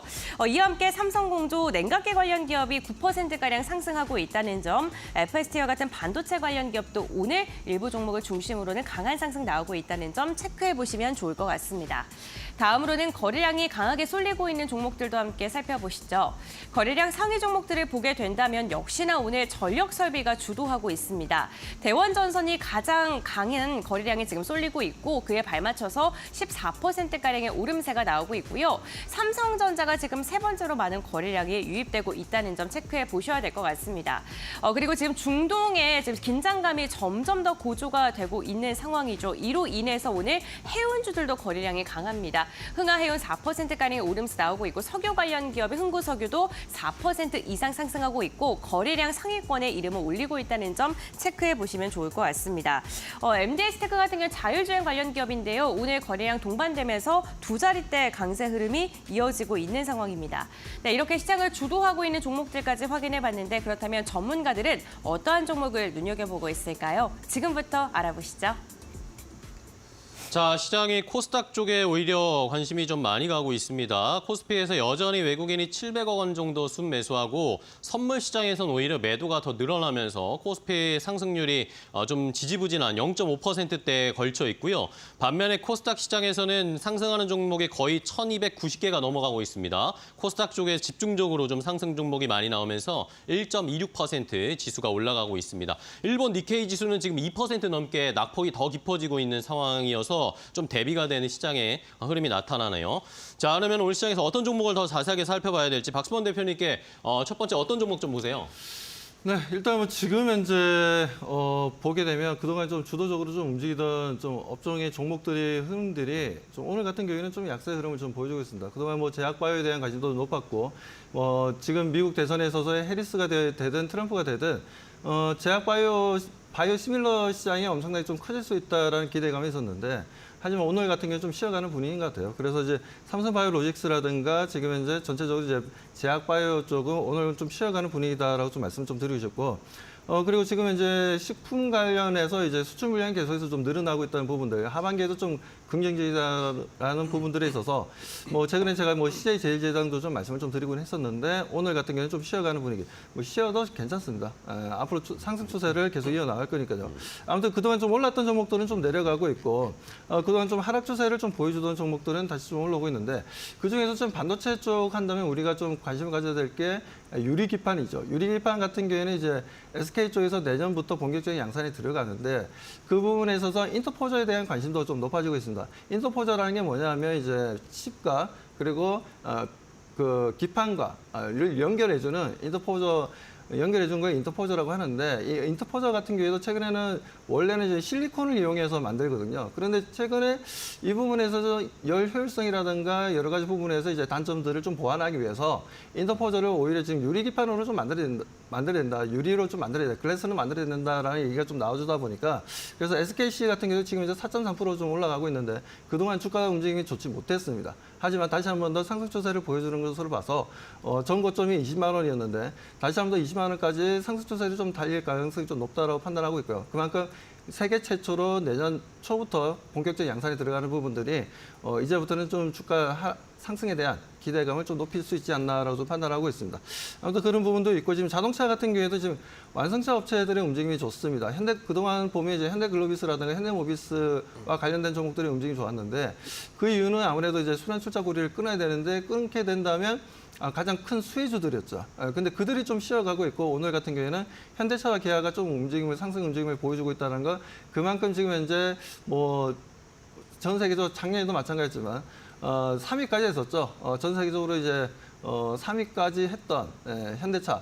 1위는 이제 도요타였고 2위가 폭스바겐이었고 3등이 이제 현대기아차 쪽이었는데 아무튼 올해 같은 경우에도 뭐 자동차 판매량을 좀 늘리기보다는 오히려 지금 현재 값비싼 제네시스 브랜드의 제품이라든가 전기차에 대한 수요라든가 이런 부분들에 있어서 마진율이 상당히 좀 크게 끌어올리고 있다는 부분들입니다. 그러다 보니까 현대차 기아도 지금 현재 다시 한 번 더 반등 시점을 보여주고 있다는 부분들, 이 부분들을 좀 눈여겨볼 필요가 있다라고 말씀드리고 그리고 뭐 현대오토에버 같은 경우에도 뭐 거래량은 많지는 않지만 계속해서 등락폭을 좀 보여주고 있지만 뭐 자율주행에 대한 관심도는 계속해서 좀 늘어날 수 있고요. 그런 부분들에 있어서도 우리가 좀 자동차 관련 종목들도 또 관심 있게 계속해서 좀 봐야 된다라고 말씀을 좀 드립니다. 네, 알겠습니다. 자동차주들도 살펴볼 필요가 있다 코멘트 해주셨고요. 자, 시장에서 뭐 많은 종목들이 상승하고 있는데 넥슨게임즈가 상승 탄력이 계속 높아지네요. 지금 17% 넘게 상승세가 나오면서 작년에 전고점이었던 25,000원을 한 번에 돌파를 했습니다. 오늘 이러면서 지금 27,800원까지 넥슨게임즈의 주가가 올라오고 있는 상황입니다. 자, 그렇다면 이번에는 박정식 파트너와도 종목 좀 이야기 나눠보겠습니다. 어떤 종목 오늘 살펴봐야 될까요?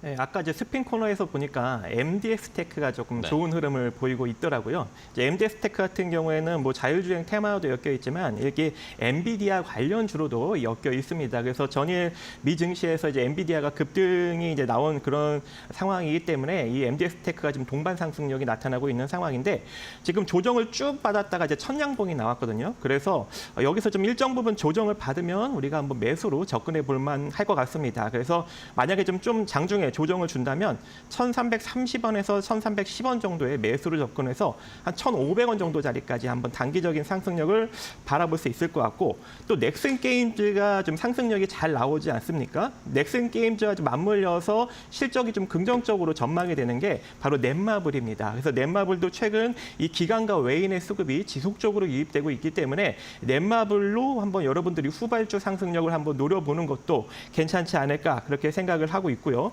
거기다가 오늘 운수 장비 쪽에 이제 지속적으로 수급이 들어오고 있지 않겠습니까? 그래서 한 종목 언급을 드리면 바로 현대위아입니다. 현대위아가 이제 바닥권에서 막 상승력이 나오면서 양봉 2개를 만들었습니다. 그리고 실적도 나쁘지 않은 상황에서 주가만 밀려 있는 그런 상황이기 때문에 지금과 같이 이제 시장이 바닥을 터치하고 반등이 나올 때 동반 상승력이 나타날 수 있는 여력이 충분할 것 같고요. 그래서 현대위아 같은 경우에도 한 52,000, 한 500원 이하로 한번 접근을 해보신다면 좋은 결과를 만들어갈 수 있을 것 같고 뭐 단기적으로 저항자리는 55,000원짜리지만 돌파한다면 6만 원대까지도 빠른 회복이 나타나지 않을까 생각하고 있습니다. 네, 알겠습니다.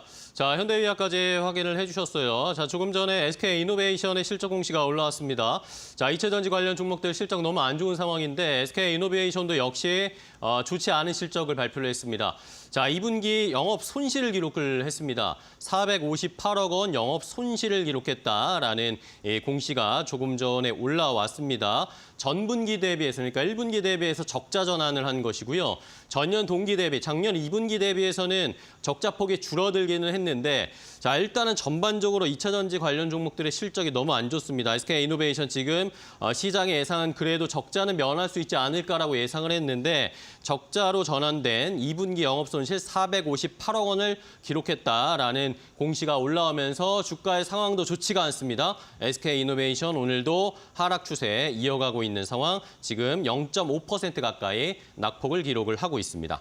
자, 그럼 이제 마지막으로 오늘 시장 8월의 첫 거래일 어떻게 저희가 대비를 하면서 오늘 시장을 살펴봐야 할지 핵심 키포인트를 좀 부탁드릴게요. 박수범 대표님부터 오늘의 핵심 키포인트는 어떤 내용으로 좀 잡으셨을까요?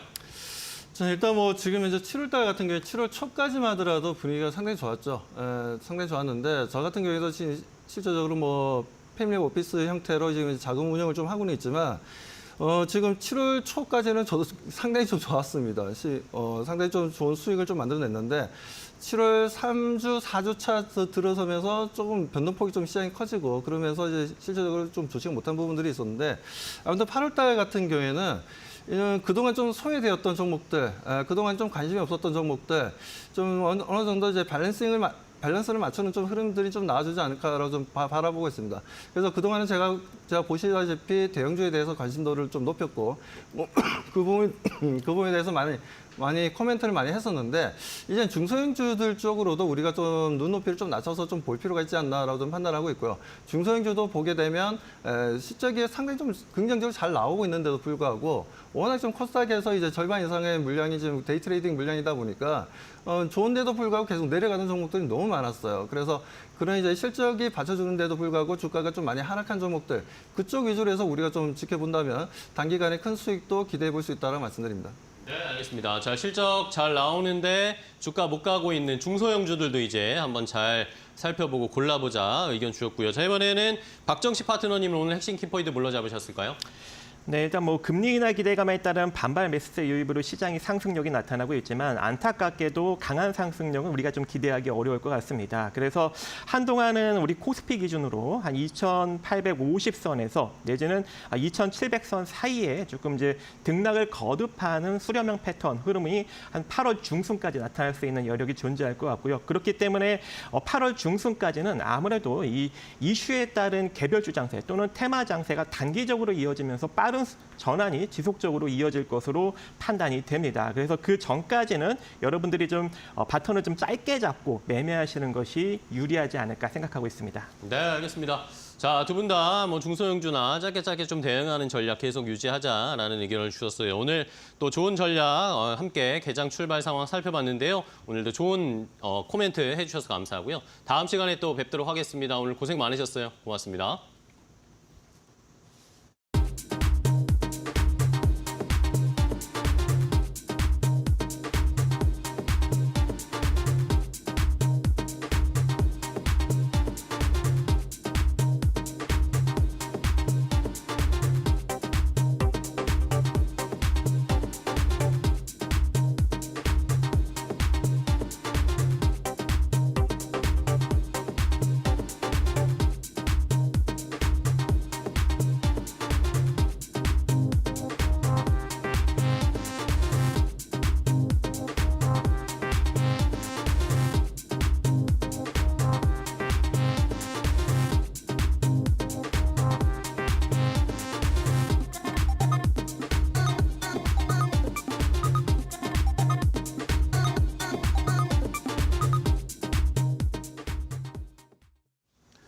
자, 이제 오늘 시작해서 잘 달릴 수 있을 만한 시세 분출할 수 있는 종목 한번 골라보도록 하겠습니다. 매일매일 양질의 종목 설명해드리고 골라드리고 있죠.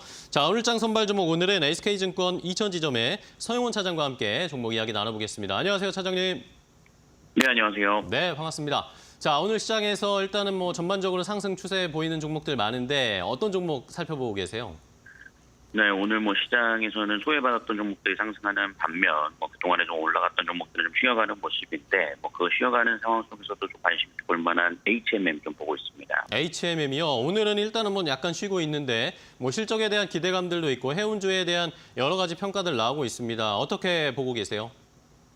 네, 맞습니다. 일단은 뭐 HMM은 우리가 너무나 잘 알려져 있듯이 종합해운사로서 뭐 컨테이너선이라든가 벌크선, 그다음에 해상 화물 운송을 좀 담당하고 있는 기업이라고 좀 볼 수 있겠습니다. 과거에 매각 이슈로 인해서 뭐 여러 가지 좀 노이즈도 있었습니다만 일단은 우리가 주목해봐야 할 부분들은 실적에 대한 긍정적인 부분이라고 볼 수 있을 텐데요.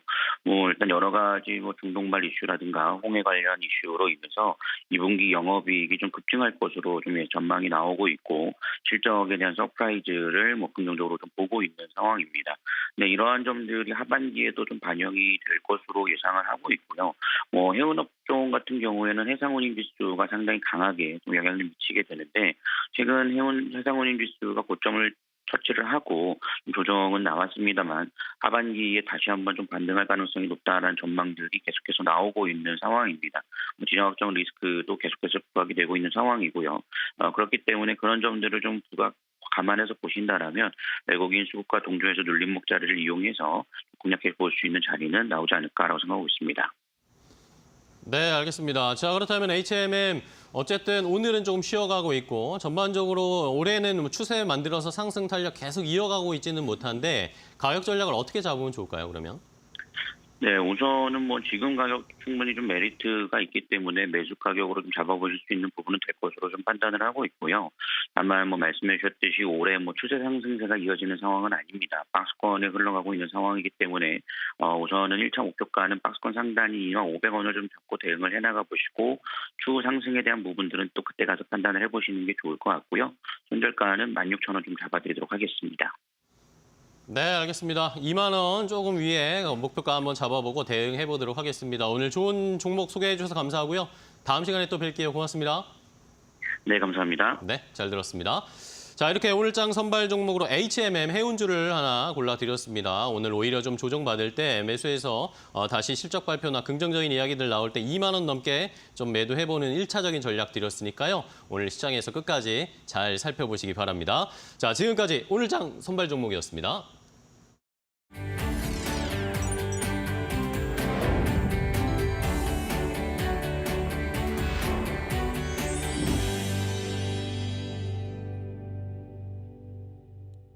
네, 이코노미톡 시간으로 이어가 보도록 하겠습니다. 이제 우리 시장은 8월을 맞이하게 되었습니다. 우리 시장에서 주목해야 될 그리고 주목할 만한 이슈 어떤 게 있는지 전문가의 시각에서 들어보는 시간입니다. 오늘 이 시간 숭실대학교 금융경제학과 신동준 교수와 함께합니다. 안녕하십니까? 네, 안녕하세요. 네, 반갑습니다. 그럼 오늘의 주제 먼저 확인해 보시죠.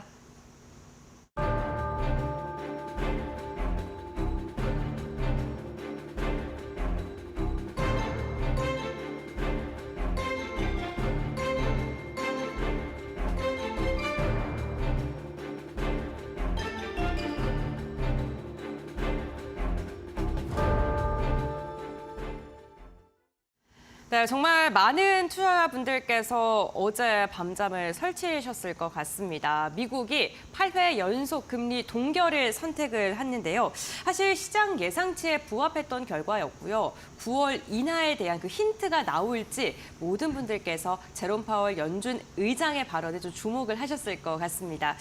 교수님도 좀 잠을 못 자신 것 같은데 좀 네. 주무셨어요? 잠 많이 못 잤습니다. 목이 그러세요? 좀 잠겼네요. 네, 파월 의장이 발언을 좀 많이 했는데 어떤 발언 주목하셨어요? 뭐 결론적으로는 네. 9월 금리 인하 가능성을 뭐 강하게 시사했다라고 네. 평가해야 될 것 같고요. 노동시장이 견조하게 유지가 지금처럼 된다면 네. 그리고 될 거라고 예상을 하고 있고 또 인플레이션에 대한 목표가 이제 안정되는 목표 쪽으로 자신감을 가질 수 있도록 되면 금리 인하는 아마 9월 회의에서 테이블 위에 올려서 우리가 논의할 수 있다 이런 이야기가 나왔었죠. 근데 질문이 있었어요. 그럼 왜 안 내렸습니까 이번에? 네. 그랬더니 일부 사람들이 이번 회의에서도 인하하는 가능성을 좀 검토하긴 했는데 전반적으로는 좀 강한 과반수 이상이 이번엔 좀 아니다라고 판단을 했다 이렇게 평가를 좀 했습니다. 성명서도 좀 바뀌었어요. 그래서 그동안 그 연준이 발표하는 성명서가 인플레이션 위험에 매우 주의하겠다 이렇게 그동안 문구를 가지고 있었는데 네. 이번에는 고용하고 인플레이션 양대의 책무에 대해서 모두 주의하겠다라고 문구를 좀 바꿨습니다. 그러니까 최근에 이제 고용 지표가 고점을 찍고 조금씩 둔화되고 있었기 때문에 이제는 금리 인하를 좀 강하게 시사했다 이렇게 평가를 시장도 하고 있고요. 또 한 기자가 이런 질문을 했어요. 지금과 같이 똑같은 상황에서 시간이 흘러가면 9월에 인하할 겁니까? 네, 맞습니다. 이렇게 얘기를 했기 때문에 9월 인하는 뭐 굉장히 강하게 시장에 반영이 되어 있습니다. 금리를 거래하는 파생상품 시장이 있는데요. 거기에 지금 반영되어 있는 그 상황을 보면은 9월 금리 인하가 100% 반영이 되어 있는 상태고요. 연내에 3번, 그러니까 75bp 정도, 그리고 내년 말까지도 추가로 더 한 125bp 정도가 지금 반영이 되어 있는 상태입니다. 연내 3차례요? 네. 많은 것 같은데 교수님도 한 3차례 정도로 생각하세요? 글쎄요, 저는 네. 뭐 이 정도 속도라면 네. 연내 3차례 정도 가능하지 않을까 싶습니다. 네, 그렇군요. 어쨌든 지금 정책 전환 시도를 하는 그런 시그널을 보내준 건데 민간 고용 같은 경우에는 같은 날 좀 발표가 됐죠. 그런데 또 역시 시장 예상치를 하회하는 것으로 확인이 되면서 고용에 대한 안정성이 다시금 좀 포착이 됐다. 이렇게 보실 수 있을 것 같습니다. 지금 이렇게 금리 인상이 좀 지속되고 고금리 상황이 이어지면서 장단기 금리의 역전 차이가 좀 발생이 됐잖아요. 네. 역사상 좀 오랜 시간 이어지고 있는 거다라는 네. 코멘트들도 보게 됐는데 왜 이렇게 장단기 금리 차의 역전이 좀 발생이 된 건지 그 이유도 좀 궁금합니다. 네. 지금 미국의 2년짜리 금리가 4.26%, 네. 그다음에 10년짜리 금리가 4.06%니까 20bp 정도가 역전이 되어 있습니다. 역전이라는 표현 좀 그렇긴 한데 예를 들어서 네. 보통 우리가 단기 금리는 통화 정책에 되게 민감하고요. 맞습니다. 그리고 장기 금리는 미래의 성장이나 인플레이션에 이제 민감한 반응을 보입니다. 그래서 우리가 예금을 가입할 때도 단기 예금보다 장기 예금을 가입하실 때 내가 기간을 길게 가져가니까 그 위험에 대한 불확실성이 있으니 그 보상을 더 금리로 달라고 하잖아요. 네, 그렇죠. 그래서 보통은 장기 금리가 당연히 금리가 더 높습니다. 그런데 지금 그게 역전이 됐다는 얘기는 오래 가지고 있을수록 어떻게 보면 더 보상을 요구하는 게 아니라 돈을 더 내야 된다는 뜻일 네. 수도 있는 거죠. 2022년 7월부터 역전됐으니까 지금 26개월째, 2년 넘게 역전이 되고 있고요. 역사상 가장 오랜 기간입니다. 보통은 역전된 지 한 1년에서 2년 사이에 경제가 침체에 빠진다는 것이 이제 과거의 경험이었기 때문에 이렇게 오랫동안 역전되는데도 경제는 굉장히 잘 견디고 있다. 이런 평가들이 있는 거죠. 이 역전이 된 배경을 그래서 살펴보면 연준이 과잉 긴축을 해서 시장이 위험 신호를 보내고 있는 것이다라는 평가예요. 예를 들면 인플레이션이 지금 완화되고 있고 경제도 뭐 아주 좋은 편은 아니지만 연준은 너무 오랫동안 아주 높은 수준의 금리를 지나치게 오랫동안 유지하고 있어서 경제를 침체에 빠뜨릴 가능성이 높다.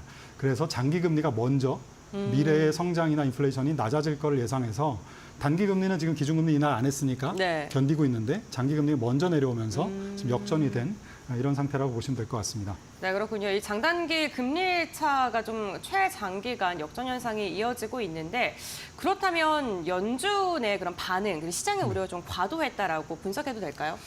시장의 우려가 과도했다라는 표현이 일단 맞는데요. 네. 근데 그게 시장의 생각이 100% 반영된 것 같지는 않은 것이 네. 기본적으로는 장기채 수급의 영향이 좀 있어요. 그러니까 수요와 공급에 의한 영향인데요. 네. 보통은 뭐 수요와 공급이 자유롭게 거래가 되면서 가격이 형성되고 금리가 형성돼야 되는데 미국의 채권 시장은 아시다시피 그 연준이 2009년부터 양적 완화라는 걸 했잖아요. 네.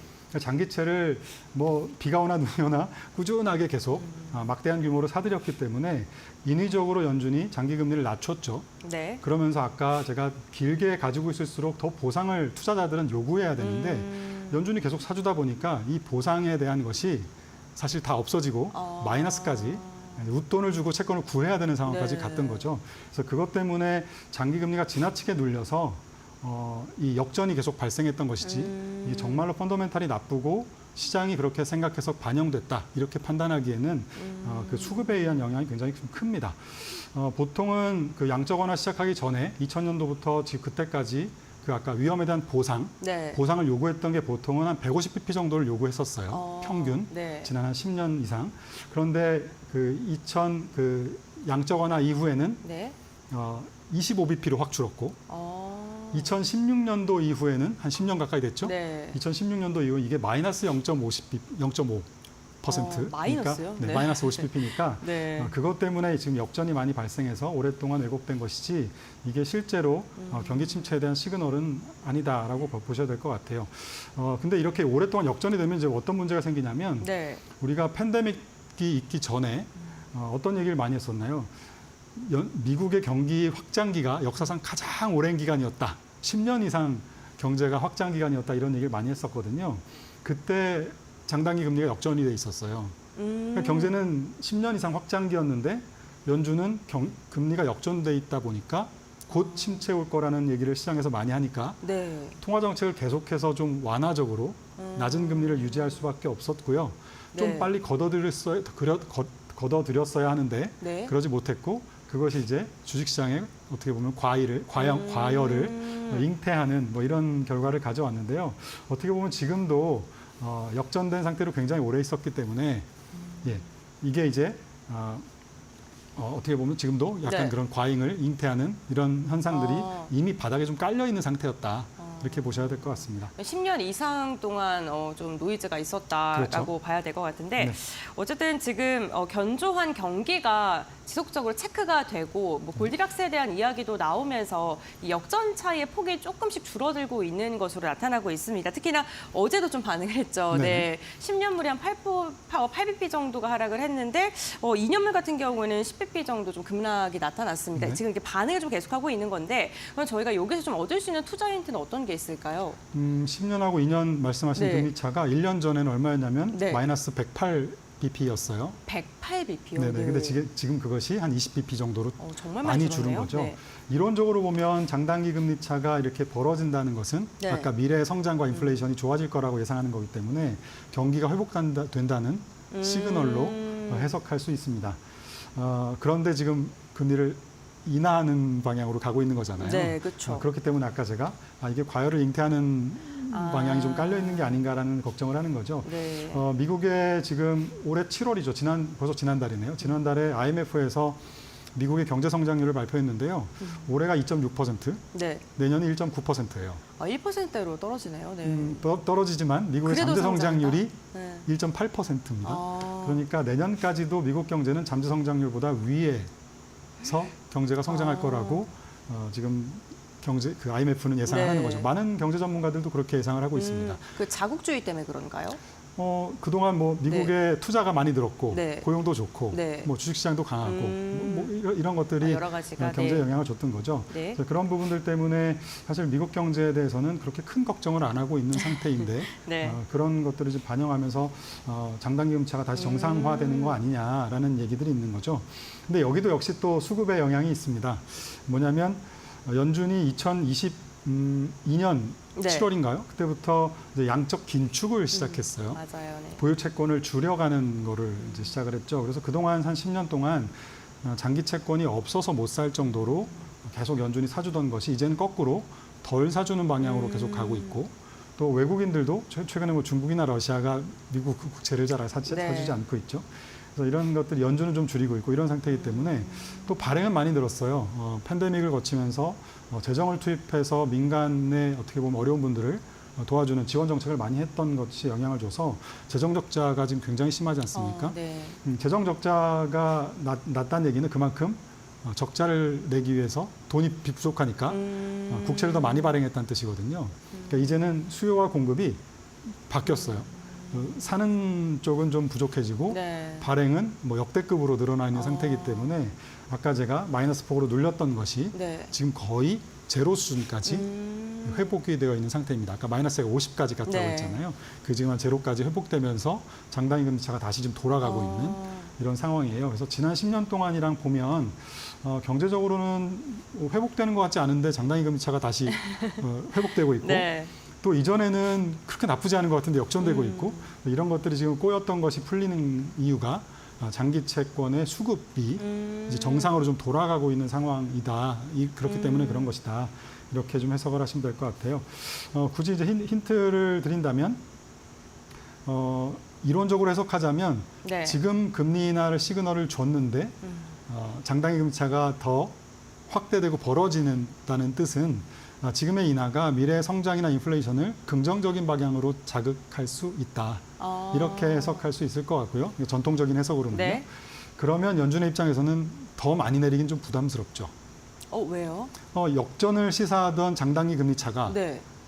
플러스로 이제 바뀌는 거잖아요. 그럼 경기가 좋아진다는 좋아지는 거 아니에요? 방향으로 바뀌고 네. 있는데 인하를 더 강하게 그럼 인플레를 촉진할 수 네네, 있는 더 건가요? 강하게 하기에는 네. 연준도 좀 조심스러울 수 있죠. 역전이 되어 있을 때는 뭐 경기 침체 걱정이 네. 시장에 많이 반영돼 있으니 우리가 뭐 올해 3번, 내년에 뭐 5번 네. 이렇게 내리겠다라고 할 수 있겠지만 만약에 이게 역전이 해소가 되고 네, 점점 더 벌어지게 되면 더 벌어지고 네. 주가는 계속 오르고 네. 이렇게 되면 3번, 5번 하려고 했던 것을 아무래도 좀 망설이게 될 리스크가 있죠. 왜냐하면 여기서 더 인하했다가 네. 만약에 인플레이션이 더 발생하거나 했을 때 거봐라 장단기 금리차는 이미 경제가 좋아진다는 것으로 시사하고 있는데 지나치게 또 너무 많이 낮춰서 또 버블을 만드는 거 아니냐라는 얘기가 지금은 아니겠지만 뭐 내년 뭐 초반 정도에는 좀 나올 수 있다고 봅니다.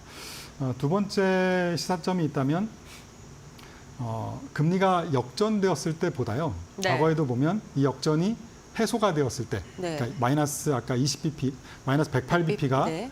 20bp까지 마이너스 네. 20까지 왔고 이제 제로를 넘어서 네. 역전이 회소가 되면 그때가 보통은 주가가 단기 고점이었어요.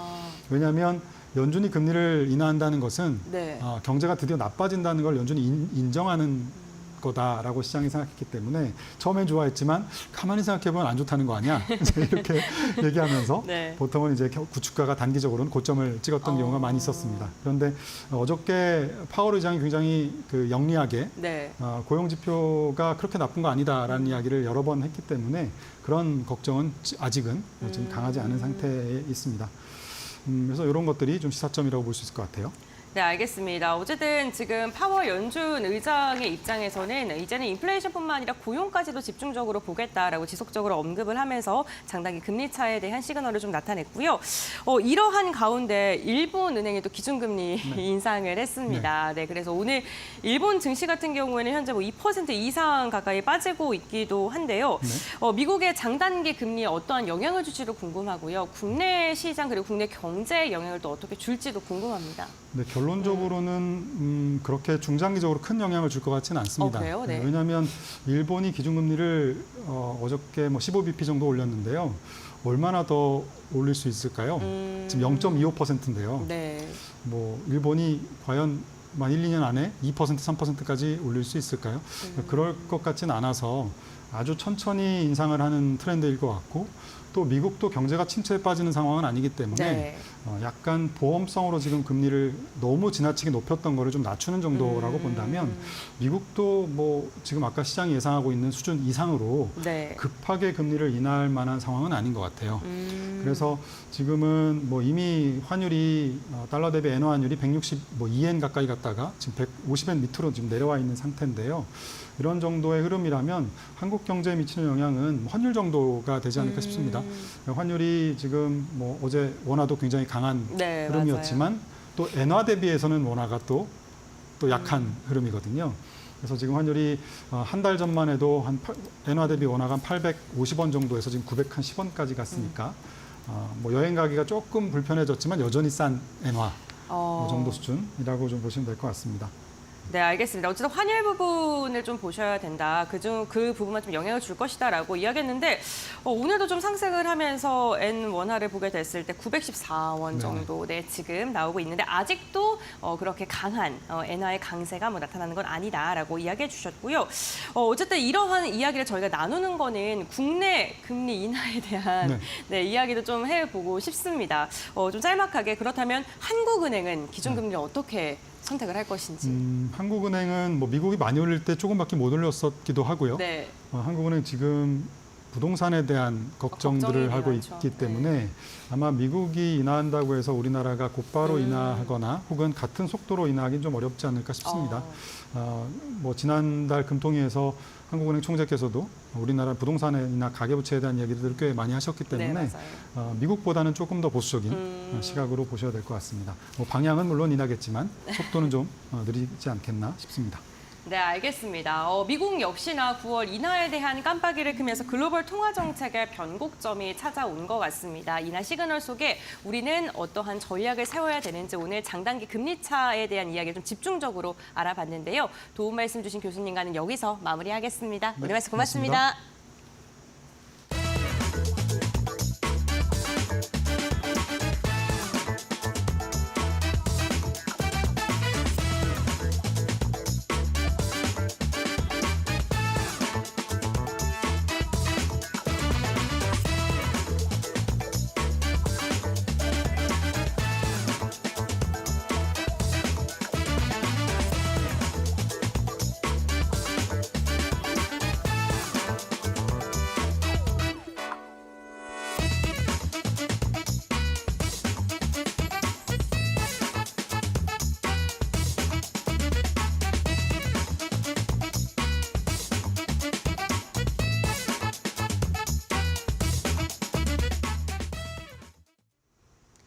자, 미국의 엔비디아나 AI 관련주들이 올라가는데 우리 시장의 반도체가 더 강한 반응보다 전력, 전선 이쪽으로 오히려 매기세가 쏠리면서 상승 탄력이 많이 나오고 있습니다. 오늘도 마켓나우 2부, 3부 계속 함께 하시면서 오늘 시장 대응해 보시기 바랍니다.